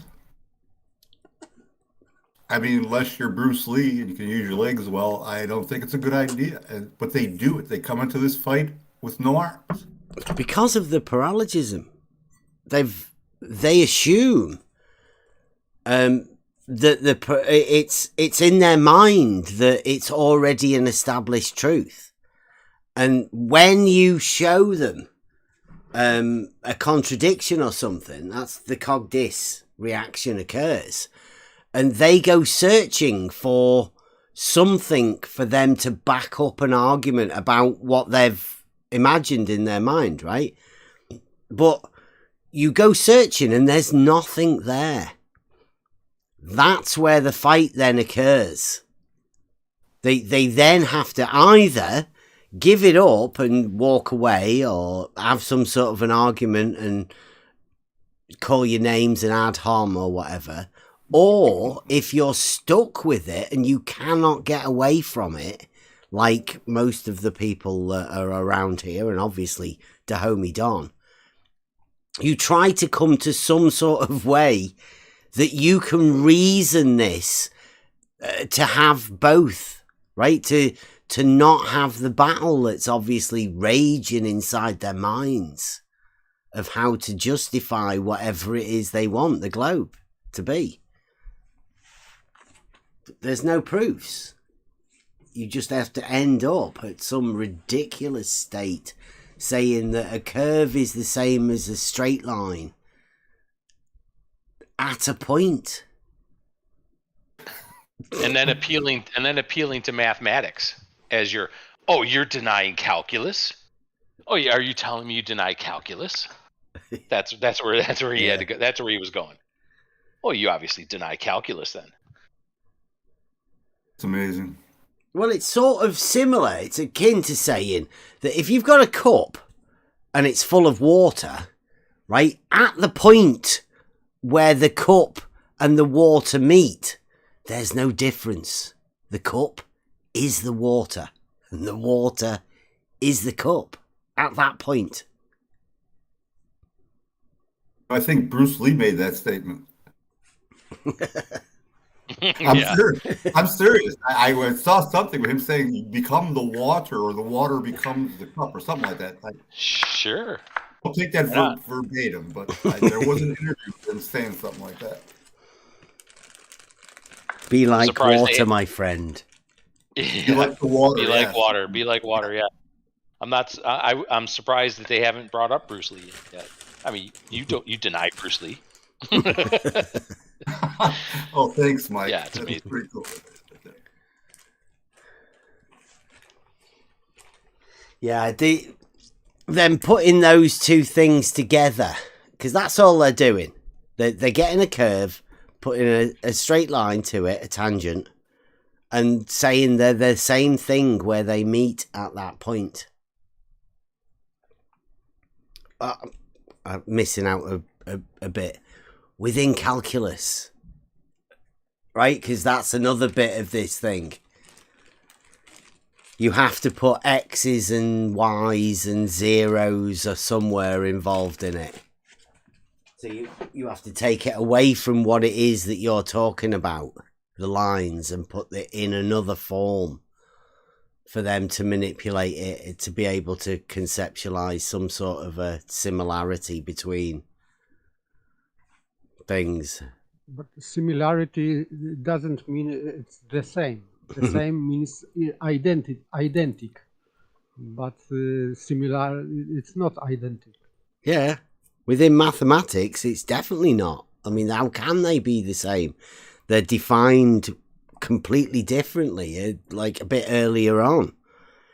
You can't go through the definition process of everything that you're talking about and then go further on and then recombine them and do away with the definitions of things to be able to say they're the same when you relate a definition of something completely different to them.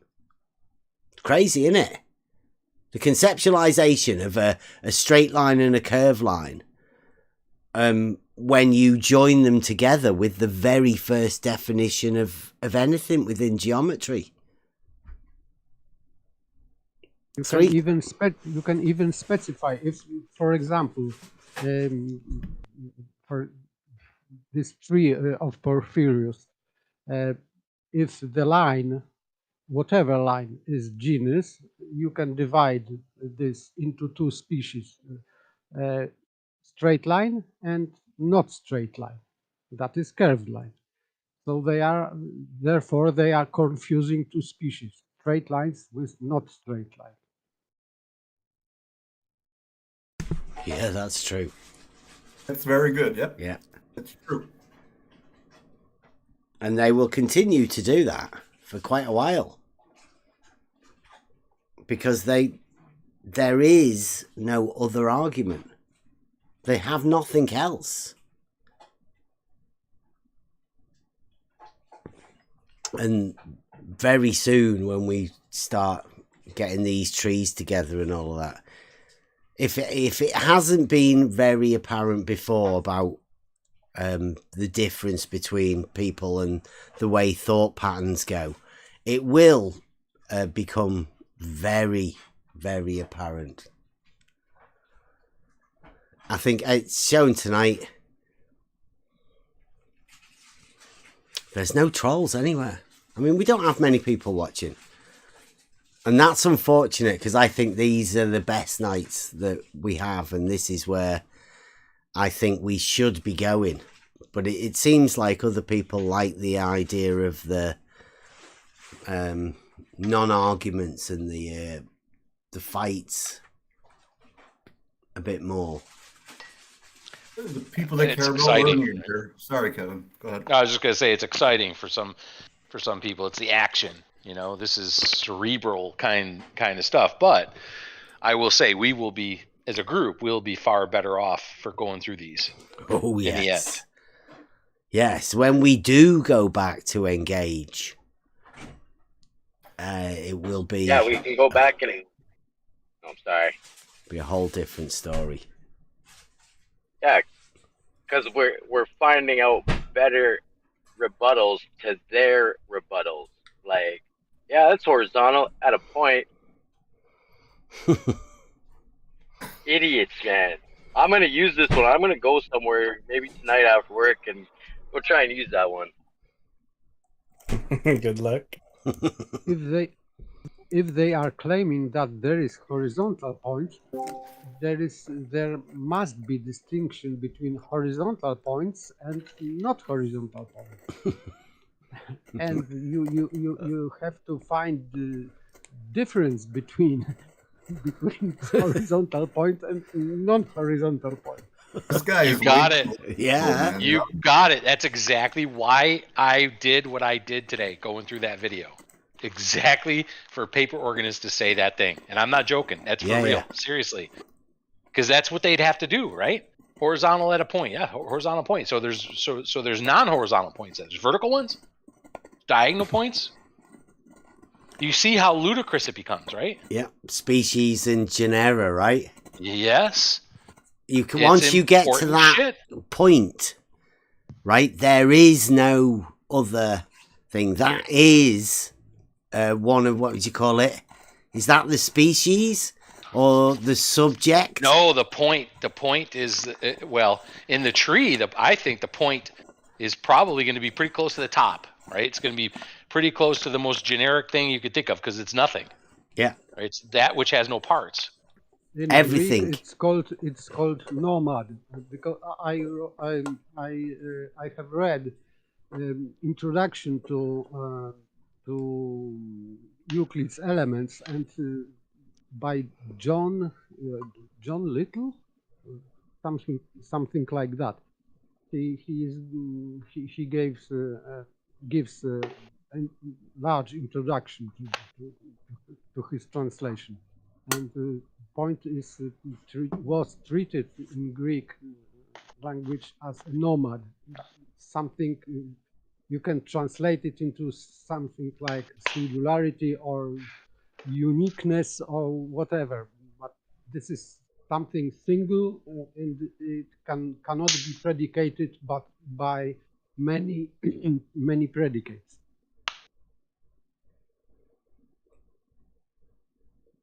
I'd say that. I say there's a word for it, but I don't know.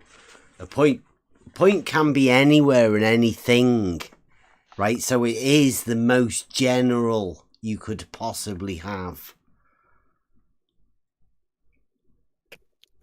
Paper organist, did you say nomad or monad? Sorry, I am mistaken. Monad. Yeah, that's what I thought. Yeah, monad. Yeah, that makes sense. That means a single thing, a unit, a one thing in and of itself, not with any other attributes to it, just a oneness, a single thing. Yeah. Yeah. I brought that up a couple weeks ago. Exact word. Yep.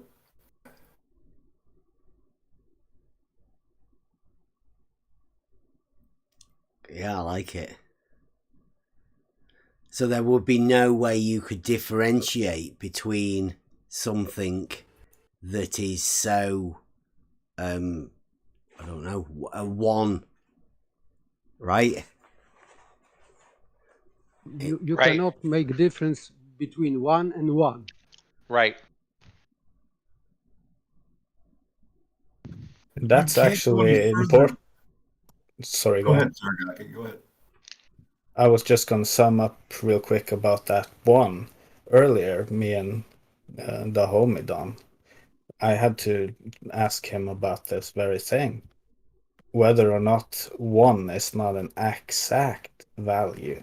Same with pi being an exact value. It is what it is.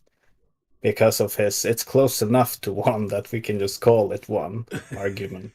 Right? So he agreed even that, yeah, it is exact. Dead on, spot on, exact. So, yeah, you cannot differentiate one from one. And you definitely can differentiate one from not one, obviously. So, yeah. Yeah, you can't have some point where not one is one. Right? Nope. That's the the law of non-contradiction and also the excluded middle, right? You can't have that. It's not allowed within mathematics. Nope, exactly right. You can't have both one and not one be the same.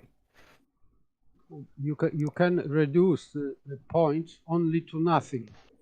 So this is a 0-1 reduction. So this is ontological reduction. Yeah, and at nothing they become the same thing. Yeah, both of them are nothing. Right?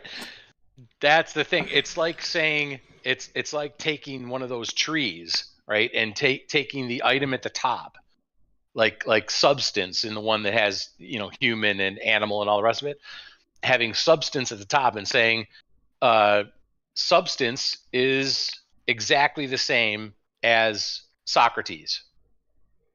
No, it's not exactly the same. And that's the point about exact. And he agreed that 1 is an exact number. So therefore, not 1 is not 1. Yeah? Yeah, not 1 is not 1. But I guess in calculus, not 1 is 1. I don't know how that. He's I don't know. Close enough. Close enough.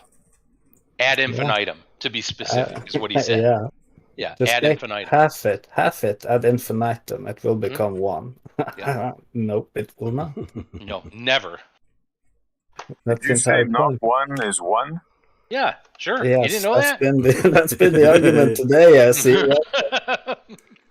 I missed it. Sorry, guys.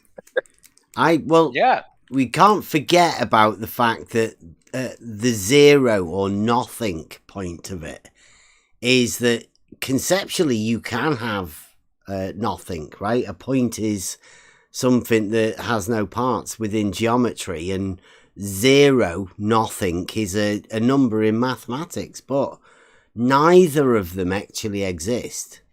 You can't have nothing in reality. There is no thing or no place you can go where no thing is. There will always be something. So the conception of you trying to relate this point where the straight line and the curve is the same is at a point that doesn't exist. It's not there. Is even more beyond ridiculous. I kept pointing out today, right? It's obvious to me what Saragaki's doing. Saragaki is formulating an argument around the ridiculous shit Dahomey Don's going over. Now, Saragaki is going to end up at the end of this with a beautifully framed argument and all of his words in the correct place, and it's going to be great. Dahomey Don is just going to continue saying the same old stupid shit he does. Nothing's ever going to change for him. And once Saragaki's finished with him, it'll be somebody else that they'll be learning off him and exercising their argument. But it won't take long before Saragaki's going, yeah, I think we've ended our conversation here, Dahomey Don. Yeah, I think that was earlier because of him saying that you cannot have proof in reality. Geometry and all this is just conceptual, like the water isn't real. So back to what you were saying earlier, right? If we do this in a truth table kind of a way, binary, either it is or it isn't, reality is always in the one position. It's always on, it's always true, it's always there, preeminent. Always in the one position, and you can't ignore that when you're talking about logic to people. Objective truth is a thing. All of these things, it's important.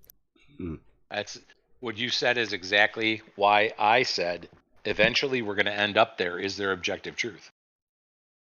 You have to. It's inevitable. Yes, and yes. Yep. I say yes. So, yep. Yeah. But you can imagine what the homie would say, don't you? Mm-hmm. Yeah, he said as much today. There is no such thing. Yep. Only in math. Only in math, where it's also conceptual. Conceptual. Conceptual. Yeah. Yeah. And that's because their framework of their model is conceptual. Right. It's not based in reality. But here's the thing I would say. I would say that their idea of math, especially if it includes geometry, which they often want to say, well, math includes geometry, is like, then you can break the law of identity at will, yeah, in mathematics, because as we said, you can continue to half something over and over and over again ad infinitum, and those two things that you've been having that were different to start with are now the same. They become the same thing. A curved line becomes a straight line. So you even put in imaginary numbers. Yeah, absolutely. Put an eye. Put an eye there. Yep. So you can break that law of identity, and you're fine breaking that law of identity in math. But you're going to tell me that that's the same in geometry? That we can break laws of identity in geometry? No, you can't. No chance. You're going to sound silly like a five-sided square.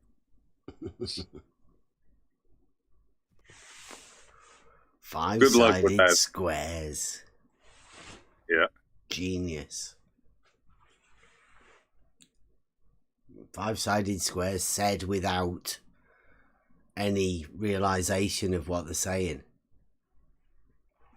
You know, it's interesting with the square, because Proposition 46, Book 1, is to, create a square on top of a given line. And the corollary to that one is that you can easily show that if there is one right angle in a parallelogram, then all the angles will be right angles in that parallelogram. Yeah. 46. Logic. Just before Pythagorean. Well. Yes. The link between the triangle and the square, and it's just all too much for the Glober, right?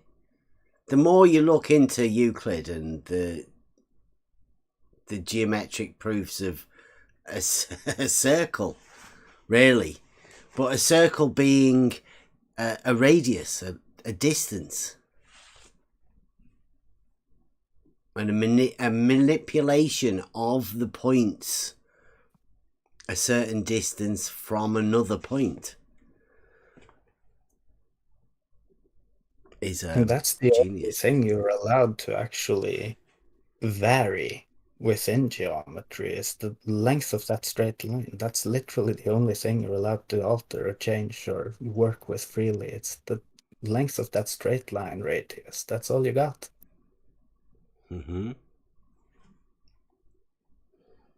And when you lay that out geometrically, you can also lay that out logically and show the relations between those radiuses.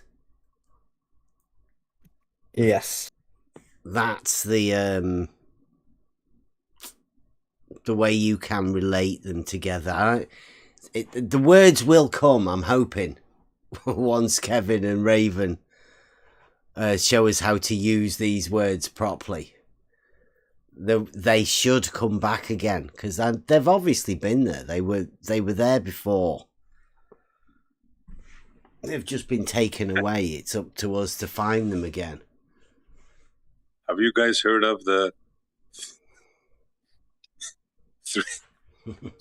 three-legged chicken? No. Shout out Gadget.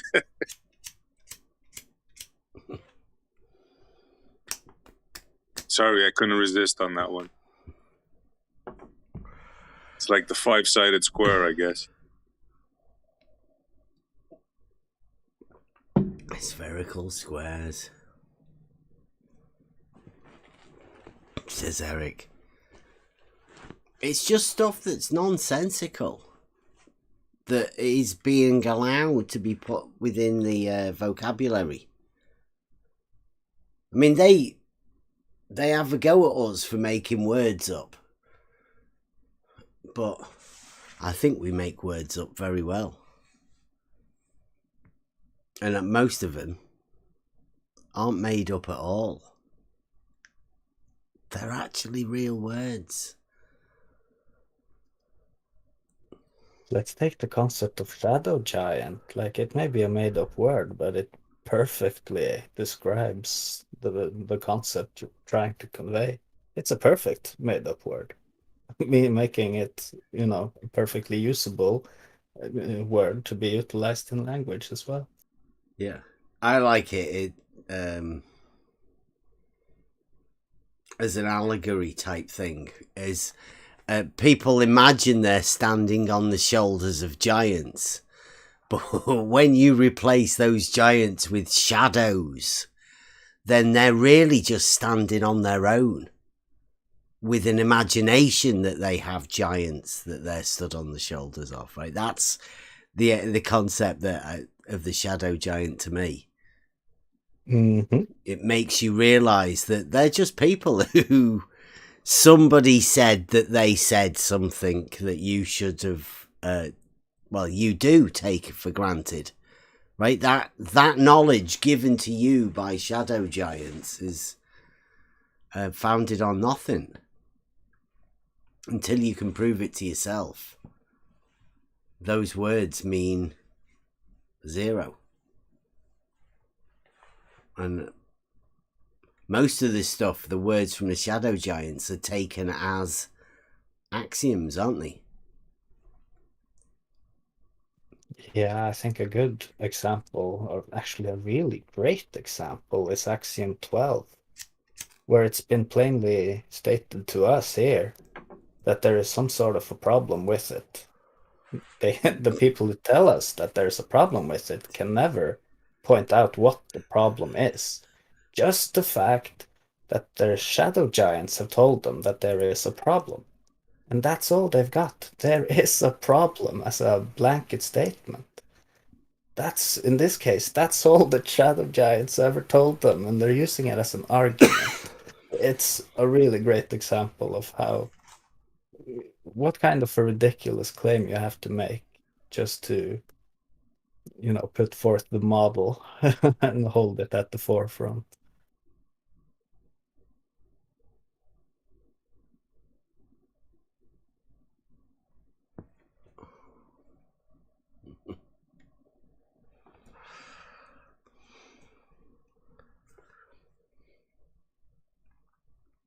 Was there anything else you wanted to go over tonight, Kevin? Or do you want to extend this conversation anywhere before were we just trying to go over? Have we got any specific examples of Dahomey Don, or have you? Because when I was watching it, Saragaki, you seem to formulate all of your you structured everything in a really good way. And I wasn't really keeping an eye on what Don was saying, because I know he says some stupid stuff. Yesterday, he was more willing to engage, as in the conversation felt more back and forth.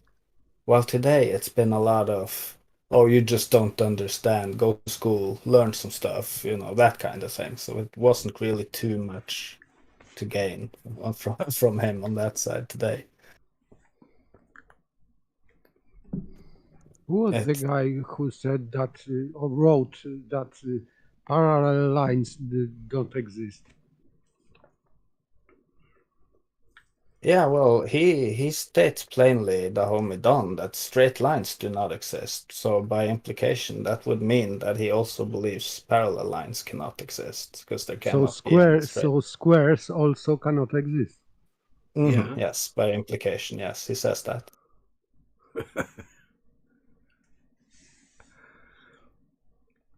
That's the globe that's made him do that. Or his stubbornness to not have to agree with anything anybody says here. I think We sussed this out quite a long time ago. All you have to do in this argument with anybody that you're talking to is get to the truth first. So just by the fact of you stating in an argument or a conversation with anybody from the opposing side, you state that triangles only have 180 degrees. There's a mathematical proof. They'll have to deny it. They cannot be seen to be agreeing with somebody that they've marked with the stamp or the tag. Yeah, I was just gonna say, it doesn't matter the name of the label they've given you. The whole idea of the labeling is just so that they can label you as beneath themselves. They can elevate themselves conceptually above you, intellectually or in value somehow, to where they can just imagine that you're some stupid person, that you know, they can say whatever. You're like less than human just by the virtue of that label being placed on you. It doesn't matter the name of the label whatsoever.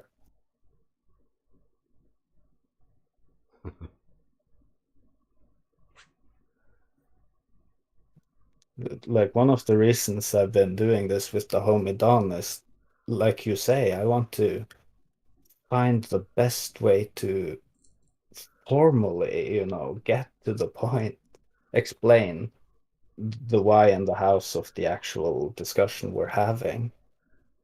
And yeah, I've been learning from the homie Don. By him hammering on the same ridiculous point, I've been able to go back to, you know, to keep focus on that one point in order to make it as clear as I possibly can. It is interesting. Yeah, that's where I said that's sort of our paradox, right? Most of the learning that we do comes from talking to people who deny basic concepts that we're talking about. So you carry on engaging to better your argument, try and make it more simple. But eventually you come to a point where you've said it multiple times and the opposing side hasn't got a better argument. They've just found ways to deny your better argument. And then you're in the paradox then is, what do you do? Because that's what you've used that as your progression. You're like, can you get any better by continuing to talk? Or is there an end point where the conversation has to stop because it's going nowhere? You've learned as much as you can from somebody to simplify your argument to a point where, I mean, it's not even an argument really. It's just about perpendicularity, straight lines. In this case with the homie Dom, I think in general, yes, there would have to be an end point to a conversation when it becomes clear that it will not go anywhere and will not reach a resolution, which I think that is the kind of the goal of a conversation or a discussion or what you would like to call it, right? Is to reach a resolution, to come to terms, to find an agreement at the end. Yeah, come to terms. I think, yeah. So I think if it becomes clear that that is going to be impossible, then that conversation is a dead-end conversation, and I think you should be able to just leave it at that. Agree to disagree if that's what you have to say, even though that doesn't change what reality is. So for me, with the homie Don guy, yeah, I've been using it to structure and formulate myself better because of, was it last week or the week before with Bebby and the parallel verticals, how he managed to say that this proof is unimpeachable, but because he had a misunderstanding of some unrelated stuff that I had stated, he wanted to use that as the basis for claiming that the same proof he had stated as being unimpeachable, it was now suddenly wholly invalid because of a different statement I had made. And so I wanted to use this Dahomey Don as just a teaching tool, right, to formulate myself better, because I know Bebby is definitely working on something to come and counter the parallel verticals with. So yeah, thank you, Dahomey Don. Preparation work for when Bebby brings his stupid argument for the intersecting verticals. I know it's coming.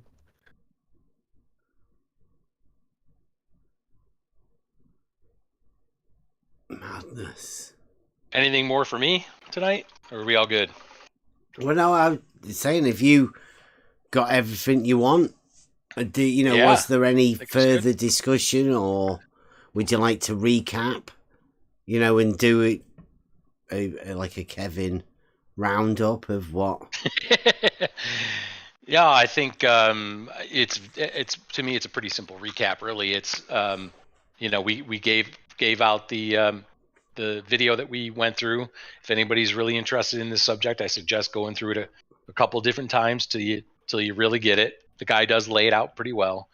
But the important thing, I think, to get out of this whole thing is the breaking down of the genus, species, differentia, and understanding those things, being able to do a Porphyry tree, that you know what that is, and then to be able to create good definitions from it. That's really what I wanted everybody to get out of tonight. So hopefully that came across pretty well. And the truth values, of course, that always goes back to the truth values as well in speech or writing, whatever the case might be. If truth is of importance to you, that is. So yeah, I thought it was good. I thought it was really good as well. The idea of how to make good versus bad definitions, and this idea of putting them in the tree, like you say, I think that's definitely going to be a valuable tool going forward.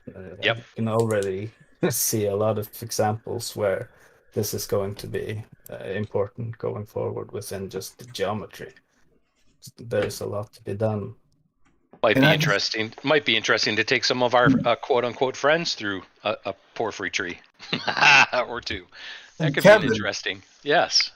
I just wanted to say that in that progression you had me go through on that Porphyry tree, obviously musical instrument was in my head because I was trying to be more specific with the wind instrument. I didn't give you the answer you wanted, but I was in the right category. Yeah, it's and that's the thing, right? You were trying to give me something more specific when I wanted was something more general. Okay. Yeah, that's the thing. That's the thing about starting with a definition. When you're at that point and you're on the tree, right? You want to go up the rung. You want to go up to the more general as your first part of the definition. So you're gonna state as part of the definition the more general thing, the genus, than where you started. That's why I said you got to look up above it, and right, and so that's where you start, and then the second part of the definition is the differentia, the thing that makes that different from where you are, right, and then that's your definition. So yeah, it takes practice when you're doing it on that Porphyry tree, but what it does is gives you, like I said, it gives you that process. It gives you rigor. If you look up the word rigor, R-I-G-O-R, it gives you that rigor around creating definitions that are worthwhile, not ones that I absolutely hate is defining a word by its word, by using the word. It's like, that's one of my pet peeves. I hate it. And even the great Merriam-Webster does that in their definitions. Yeah. It's like, terrible. So anyway, I thought it was good. Thank you, John, I sent you a direct message to this extent, but I'll say it on the live show for everybody else. Thank you for allowing me to use you. Not because it's you, but because it's me. No, seriously, what it does is helps me to clarify how my communication to you, because if you're not getting it, it's not your fault, it's my fault. Mm-hmm. I'm happy. As long as people are learning, I'm happy to participate. Yeah. No, I appreciate you, man. You've been great. Make a fool out of me as much as you want. It really makes a fool out of me because I say, what am I not saying right? That's not coming across. So it really is that. So I do appreciate it. And then shout out to Raven if you're listening to this, man. We missed you. Hopefully I did well in your stead or without you here. So appreciate it. Very good presentation. Yeah, thank you. Very good, and thanks for your additions, Paper Organist. They were great. Very logical, Matt.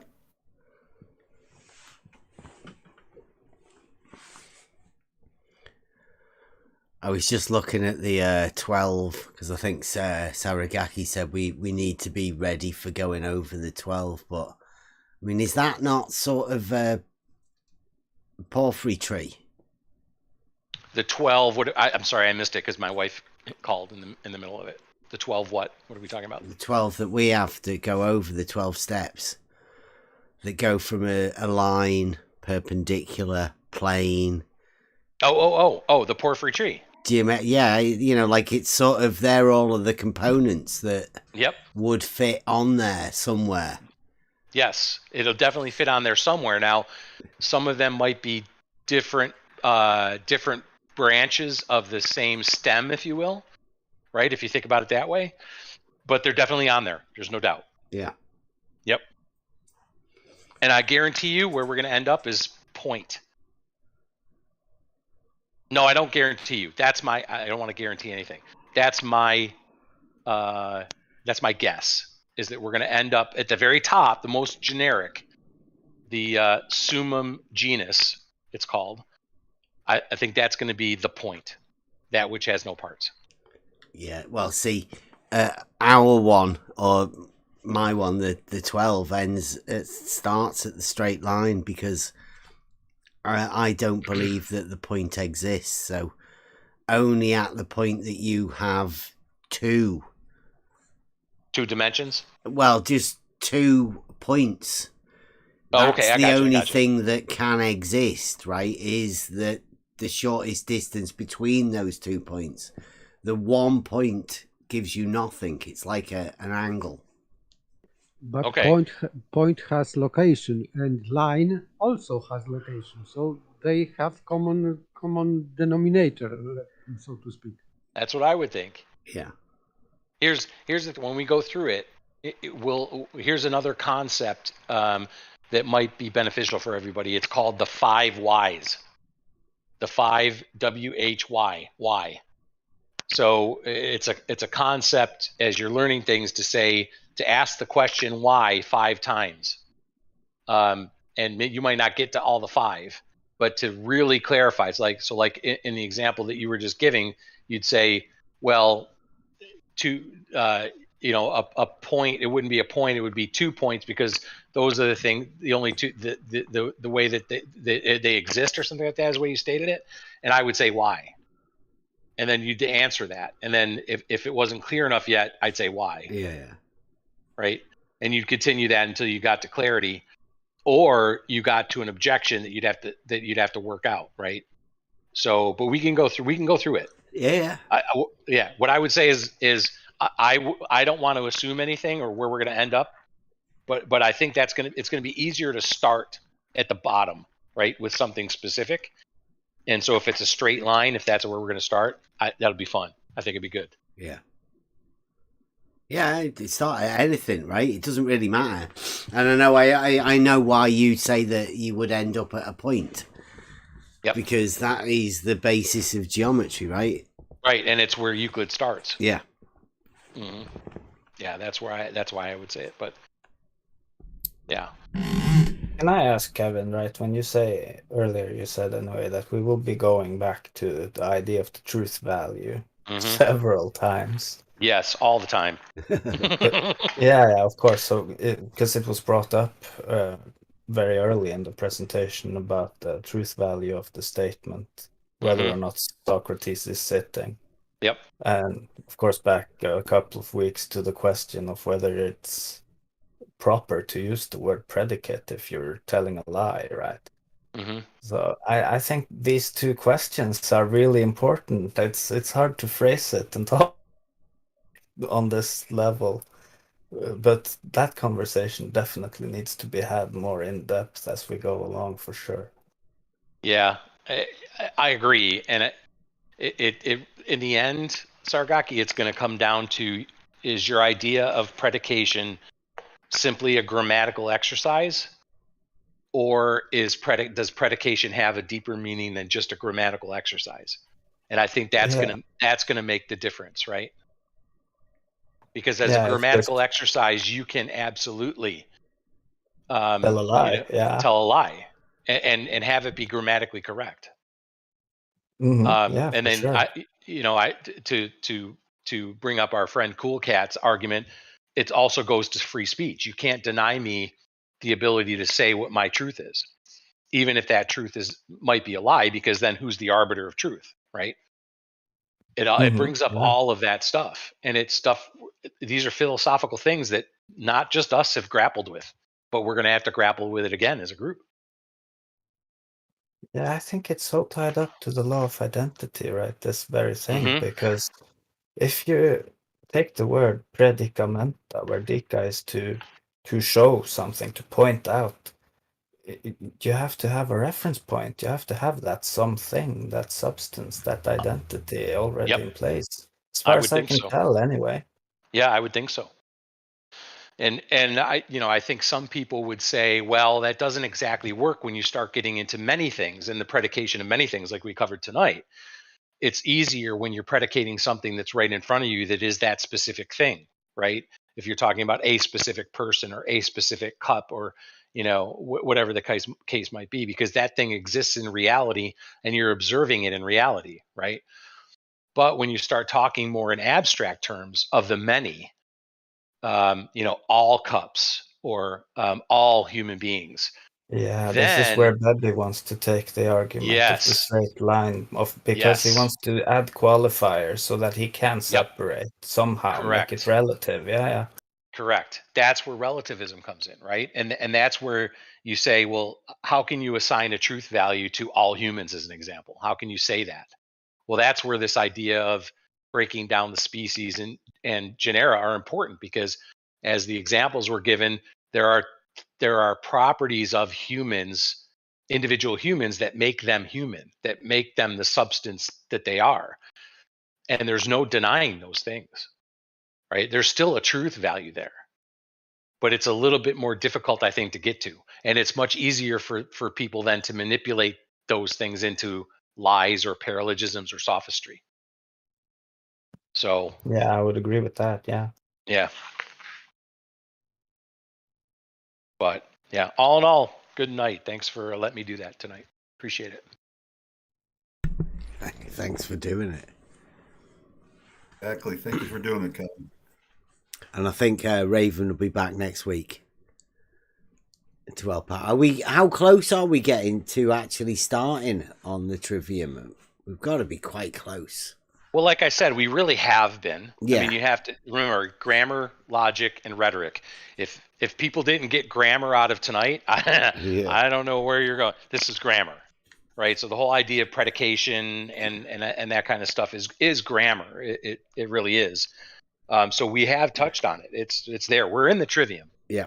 I think now, though, I think Raven's idea is we're going to move on to a bit of logic and start getting into logic.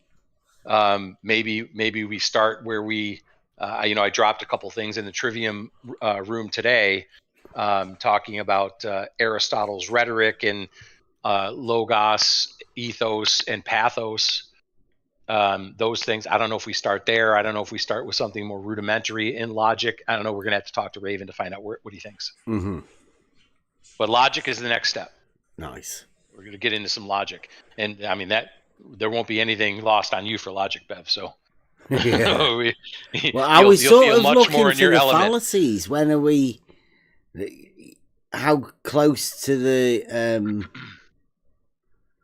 to going over all of the fallacies are we? Because that's a good question. That's something I want to learn. Yeah. Because there's not a lot that I'm jealous of Nathan Oakley about, but the ability to just snap out the fallacies is something I am jealous of. I don't like the idea of the names of the fallacies. What I'm more interested in is being able to spot them, right? Spot them, to identify them, a lot of what we do here, you don't actually see. It's always been there. Everything always happening, always occurring.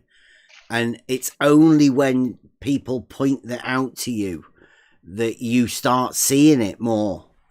Right. And so that's why I'm interested to get to the fallacies. The actual names of them are irrelevant. I think we'd be much better off making our own relations, right, to certain arguments once you see these fallacies. But the names of these fallacies are giving you indication in which way they are mistaken, your opponents. For example, non sequitur fallacy, it means that doesn't follow. It means that his conclusion doesn't flow out from his premises. That's not sequitur, for example. So I think that names are important because these names are in fact definitions of these fallacies. I was going to say it does give us a chance to get into the definitions of what these fallacies are, and as we know, definitions are based on something real, at least you hope, by what we talked about tonight. So yeah, I don't know where fallacies fall in the logic, whether you have to get, I guess I'm gonna have to talk to Raven about where we start with logic, and if anybody has suggestions. I mean, Raven and I are kind of just the curator of stuff, but if anyone has a suggestion as to where to start with logic, be more than happy to entertain that, because I don't know. I'm not sure where to start. Yeah, I hope we've been doing it through geometry. That's what I think. It's got to be the easiest way to explain logic. Yeah, if we could start with just proposition 1 to create an equilateral triangle. If you just want to start with that on the logic side of how it's actually proven to be equilateral, right? Yeah. Yeah, that would be a great place to start. It could be, yeah. 3 lines? Are you being adventurous? Off the get-go? 3 lines? I don't know, bro. Yeah, I think it is so perfect because it underlines so perfectly the idea of the radius being a straight line, and that every single radius in a circle will all be equal to each other. I mean, this is what it is all about. So I think it's a great place to start. Yeah. That's quite ambitious. I was going to say start with a straight line, but okay. Well, a straight line's a definition. Right. Right. This is why I said I think we need an introduction to logic first, as to like, what is it, right? Can we define logic in the first place? It's clearly defined. That's what I was going to ask. Yeah. Well. Yeah. Yeah, I think it might be time for us to get SE reading again from the geometry lecture, because there's a whole bit about proof in there and logic, the purpose of it, at least within geometry. I mean, I don't know whether to me logic it has a definitive answer, and there's no finer example of geometry or within geometry, because the way it was told, I think, within that lecture, is that everything came under a skeptical attack, right? Everything. And the only one thing that could ever remain at the end of it was geometry, because that was the one thing that there could be no skepticism of. There could be no debate, because it was built upon a system of proofs within a perfect logical framework. So logic can be defined as getting from point A to point B in the shortest distance. And based what you can base upon that one statement, right? The formulation of things that you can build upon once you start off with something like that. They should always continue in a straight line. There should be no deviations in logic, right? You want to stay away from them. Mm-hmm. Yeah, that's why I think geometry is the perfect example, because there is no emotions. There's everything can be laid out in a system that does that. I mean, I personally don't think there is any other way. Because when we have been looking at logic for quite a while, you can formulate logic through words, but there will always be some sort of an argument that somebody would be able to put up. I mean, even within geometry, there is that argument, isn't there? Yeah. People can always throw it up there. Well, like Dahomey Don, he's putting forward an argument that a straight line can be the same as the curve at a point. I mean, it's not much of an argument, I know, but I mean, within the framework that we're in this arena, it is definitely an argument that's being put forward. Goes to what Kevin was saying about the predicates and truth value. It doesn't seem to matter as long as they just state the case. To me, it's a sign of a failure within the argument. They don't accept the definition of point, obviously. Well, just all of the proofs that can come from that. It's the shortest distance between 2 points where the arguments start, not the point. And that's why they want to revert the argument back to the point, because that's the only point that they do have an argument. The very time that they put 2 points together and start with the straight line that can be proved, then that's where it fails. That's why the point argument is where they want to take it.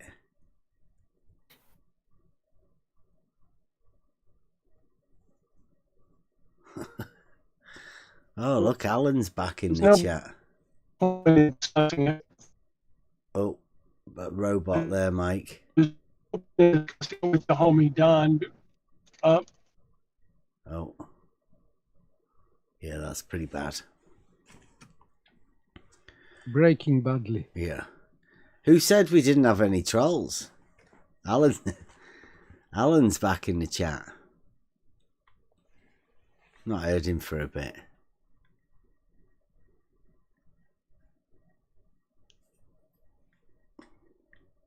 Do you have a nice break, Alan? Yeah. Alan Bennett. Ho, ho, ho.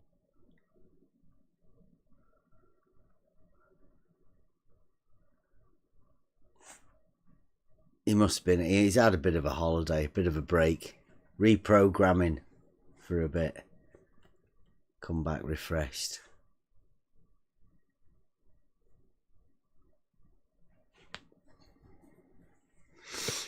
Are they not confusing walking in a straight line and walking in the same direction?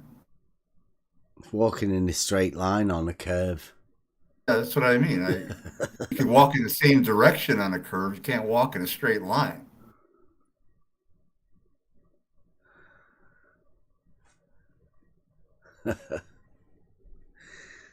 Paralogisms are everywhere. Acceptable contradictions that they'll admittedly tell you. Walk in a straight line. One of the most geometric terms that ever. Walking.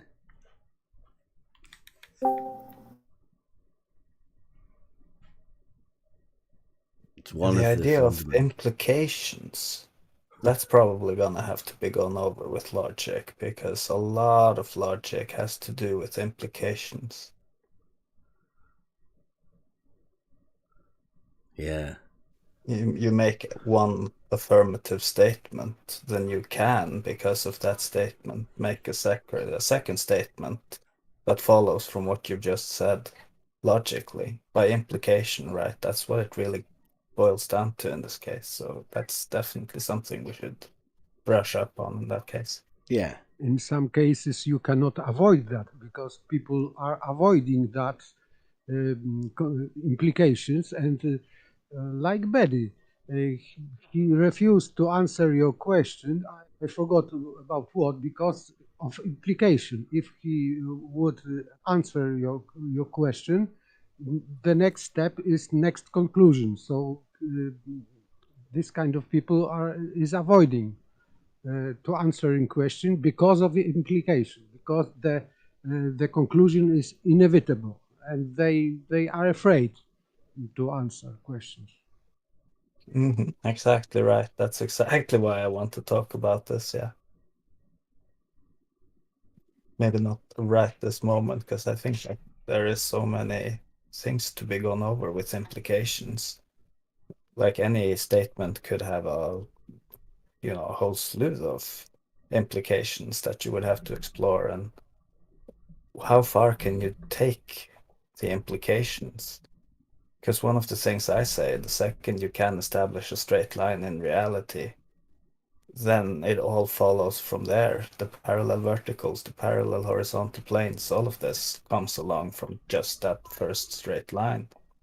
That's just by implication, all of it. So implication is definitely a key thing to keep in mind for logic.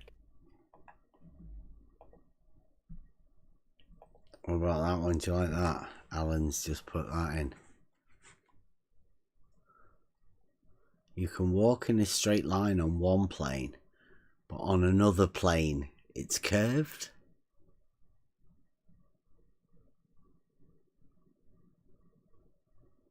That same straight line.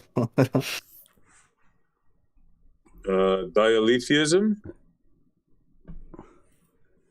Crazy. I'm not so sure his programming's worked, unless he's been programmed to say some stupid shit that doesn't make any sense.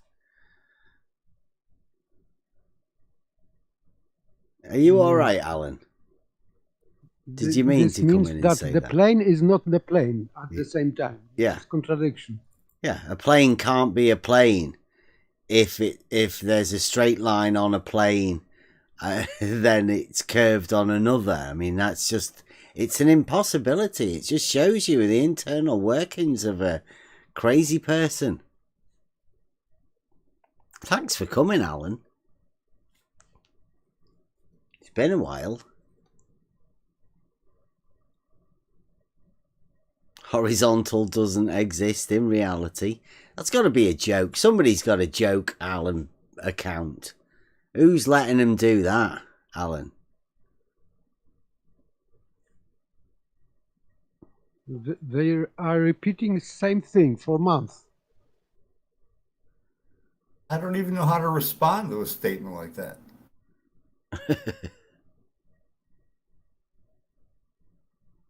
It's a nuts house.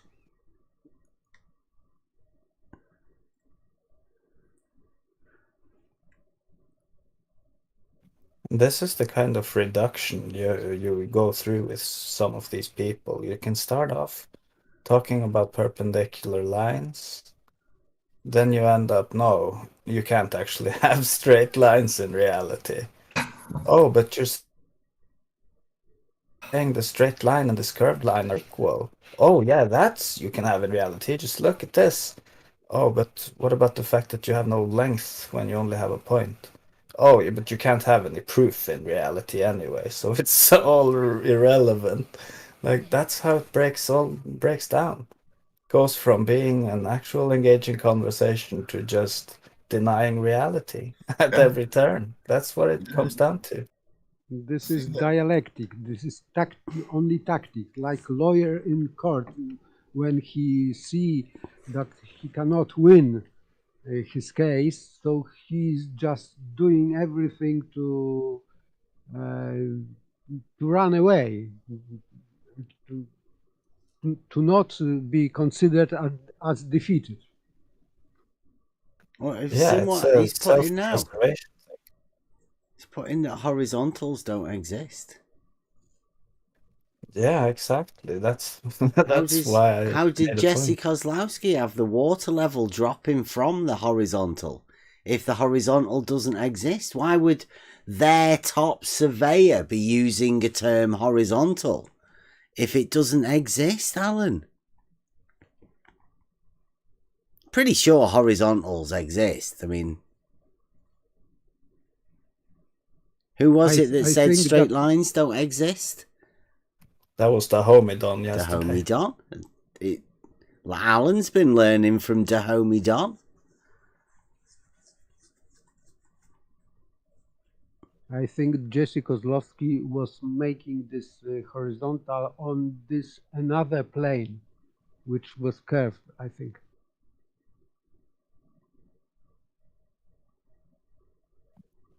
In order to make the claim that Jesse made, you would have to already assume that the water forms a ball, a sphere. And that horizontals exist. And that horizontals exist, yeah. So saying that the water level drops down, drops away, implies that you know what horizontal means, number one, and that you definitely know that what you're saying is invalid to begin with. Yeah, and don't forget the statement, oh yeah, it's measurable. Yeah, right? Imagine to claim that from the horizontal plane. The slope is measurable, yes? Yeah, that's what Jesse Kozlowski says. The globe's best surveyor, the one that's disappeared, and he's shamed that he can't come back and talk about it. But yeah, that's his claim. That's why they all of the globers state that Jesse Kozlowski's measured the hump of the bridge in, oh yeah, that's a hump. Yeah, so it doesn't actually drop away. And Kozlowski conundrum, right? Blue's been convinced that there's a 90-foot hump. But how can that water at a 90-foot hump drop away from the horizontal at a rate of 8 inches? It's not possible. Contradictions all over the place. I'm not so sure Jesse has left. I mean, to me, Brenda sounds exactly like Jesse. I'm not so sure what's going on there.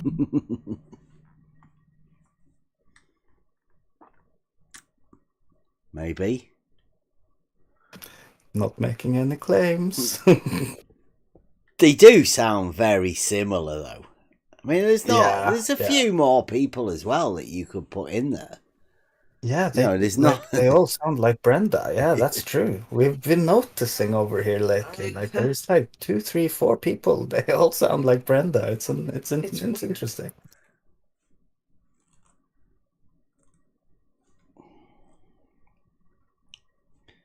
Good to have Alan back, Globe Model Defender. Come back on a good day as well, Alan. Trivium. Let me just say before heading out, thank you, Kevin, for the presentation tonight. I think it was very good. Many more to come, hopefully. For sure. Yeah, Gadget's right in the chat there. Rumpus is going for the 17-foot drop, the nutsack drop. We'll see, though, exactly when Rumpus does his video explaining it, what he's going to do. We don't want to speculate, Gadget, about what Rumpus is doing when he goes to Bedford level to do his historic nutsack drop test.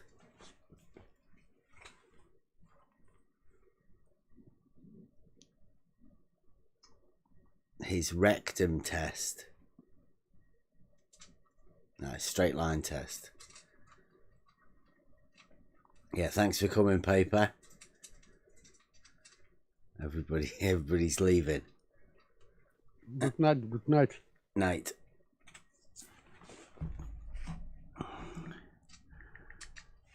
Has been a good night.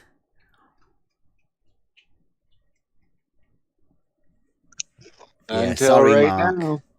Sorry, Mark. We have to tell you. flat earthers don't normally come here, Mark, and the earth will never be flat. Especially talking about lines, you can't make the earth flat by talking about things. You're right, the earth isn't flat. And I like the way you use the little e. But there are mountains and valleys, unfortunately, so you'll never be able to make that flat.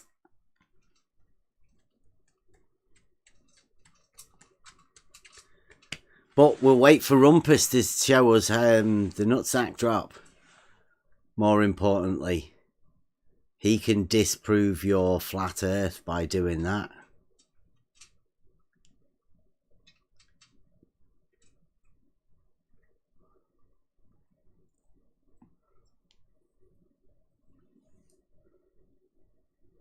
Little e.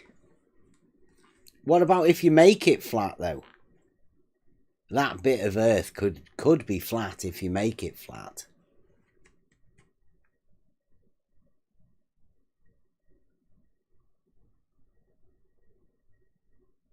We have a few fields around here, right, that they use for grass, for making sods. They're flat. They purposely make that flat so they can dig up the turf.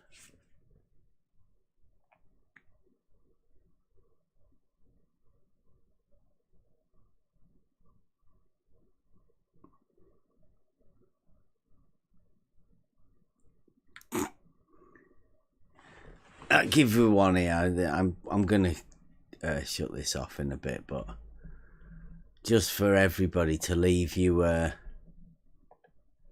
for the use of words and how arguments go. There we go. The Alan says, talking about people, again, very bigoted, but Alan says, flat earthers don't think there is no change in elevation anywhere on the earth. I'll repeat that again in case you didn't quite get it. Flat earthers don't think there is no change in elevation anywhere on earth. That's flat earthers don't think there is no change in elevation anywhere on earth. Double negative. I'd just like to say I personally changed my elevation 8,600 feet on foot. Once. Ooh. I climbed Mount Washington in New Hampshire. It's the highest peak in the Northeast. Wish I would have been awake then. I wasn't. I would have been looking differently from up there. There were great views. Yeah, we have Welsh Mountain, Snowdonia, that has a train that goes up it. You know, one of these little trains. Cog train? Mount Washington has one of those up at the top too. Yeah. Because Cog Railway? Yeah, the missus can't really get up to these sort of things. You can't do walking up mountains, so we're going to take her up on the train so she can pretend she has.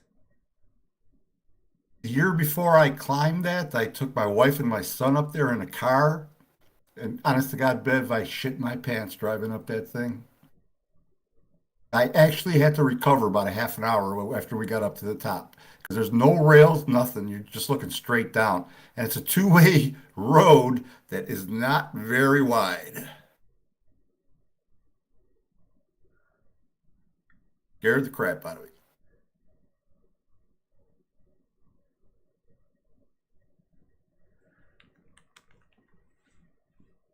I think I was scared because I had my son in the car and he was only like 4 years old at the time.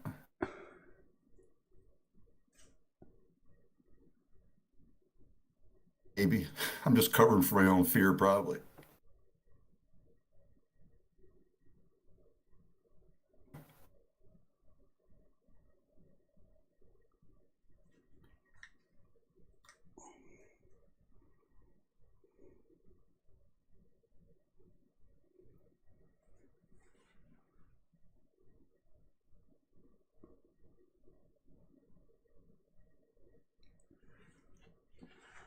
It's great. We've just pointed out, somebody's just pointed out in the chat, right, that, well, it's not only flat earthers and globe earthers that can agree on topology.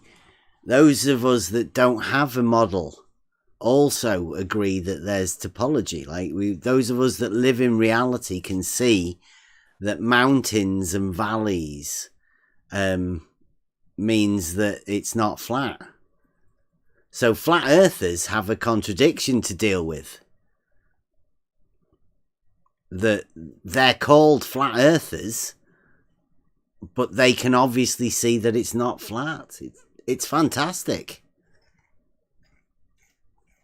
Perhaps they don't have, perhaps they don't call themselves flat earthers.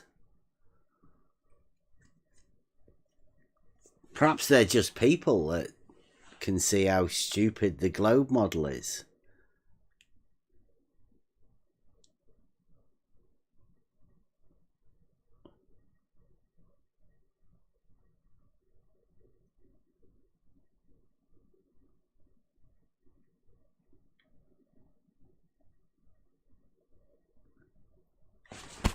Well, good day. Ended up on everybody realising that it's definitely not flat. That's the one thing we can agree on. It's not flat.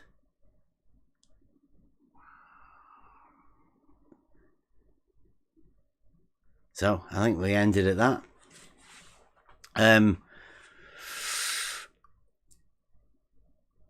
Geometry tomorrow, isn't it? Euclid night. I've been going over a video. I don't know whether to launch it tomorrow about that. Or maybe we might go to 2D balls. It's very geometric. Or maybe something else might come up and show us something. Anybody got any Buster song? Anybody want one in particular that I've not played for a bit?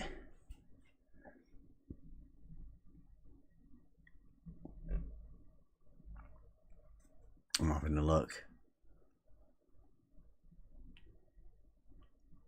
I think somebody wanted to know about the 5-sided squares. Logan's probably.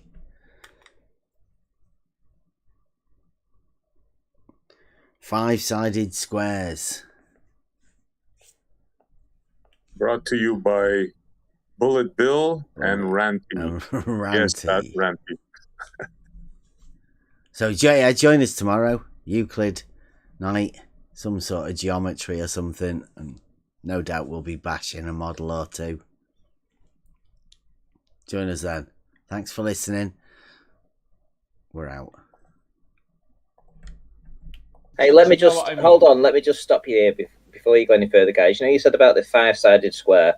Just to clarify, so if you want to make a clarification now, because there are people in the chat that will probably jump all over that and try to make some kind of stupid video, retarded video about it. So I'm a 5-sided square earther. You know, in order to clarify what you've just said, then you know, you might just need to back that up somehow. Yeah, no problem. So the 5-sided square is possible on a shape that... A square on the surface of a sphere could have 3 sides, 5-sided square, 4 sides, or 5 sides. It probably has a more technical name for it, but 5-sided square. It appears as though it's almost like a square or a solid square. A square. 5-sided square. Just a square. 5-sided square. I got your numbers right here. 5-sided square. It's just as easy as 1, 2, 3. 5-sided square. You have to open your mind. 3 sides, 4 sides, or 5 sides. Imagination is all you need. 5-sided square. Don't take advice from fools. 5-sided square. Everything that they say is in vain. You want define a square is. Never take advice from You can make a 5-sided square.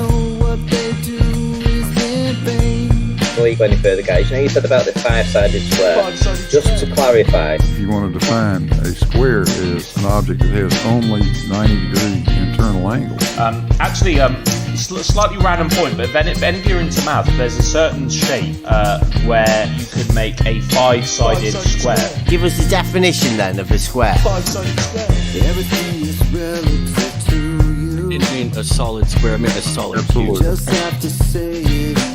Generality. 4 sides or 5 sides. Just like those straight lines curving. You can make a 5-sided square. Drive down the road, don't you ever swerve.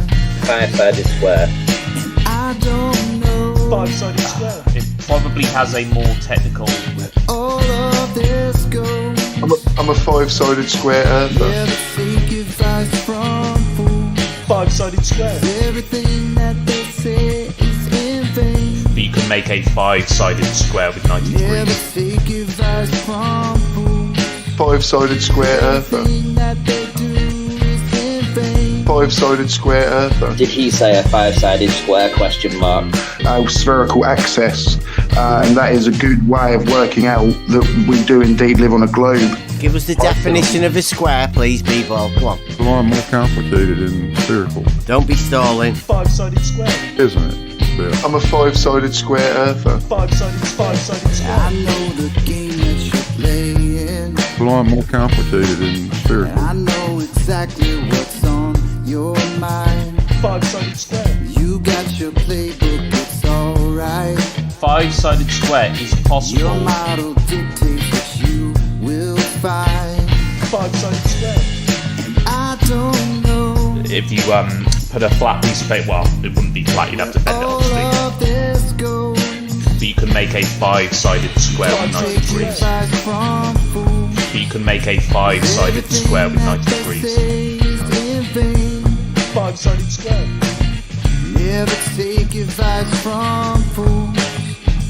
We all know what they do is in vain. 5-sided square. Square in spherical geometry could have 3 sides, 5-sided square. 4 sides, or 5 sides. If you're into math, there's a certain shape 5-sided square. where you could make a 5-sided square. Just give us the definition of a square in spherical geometry, please. I don't think that.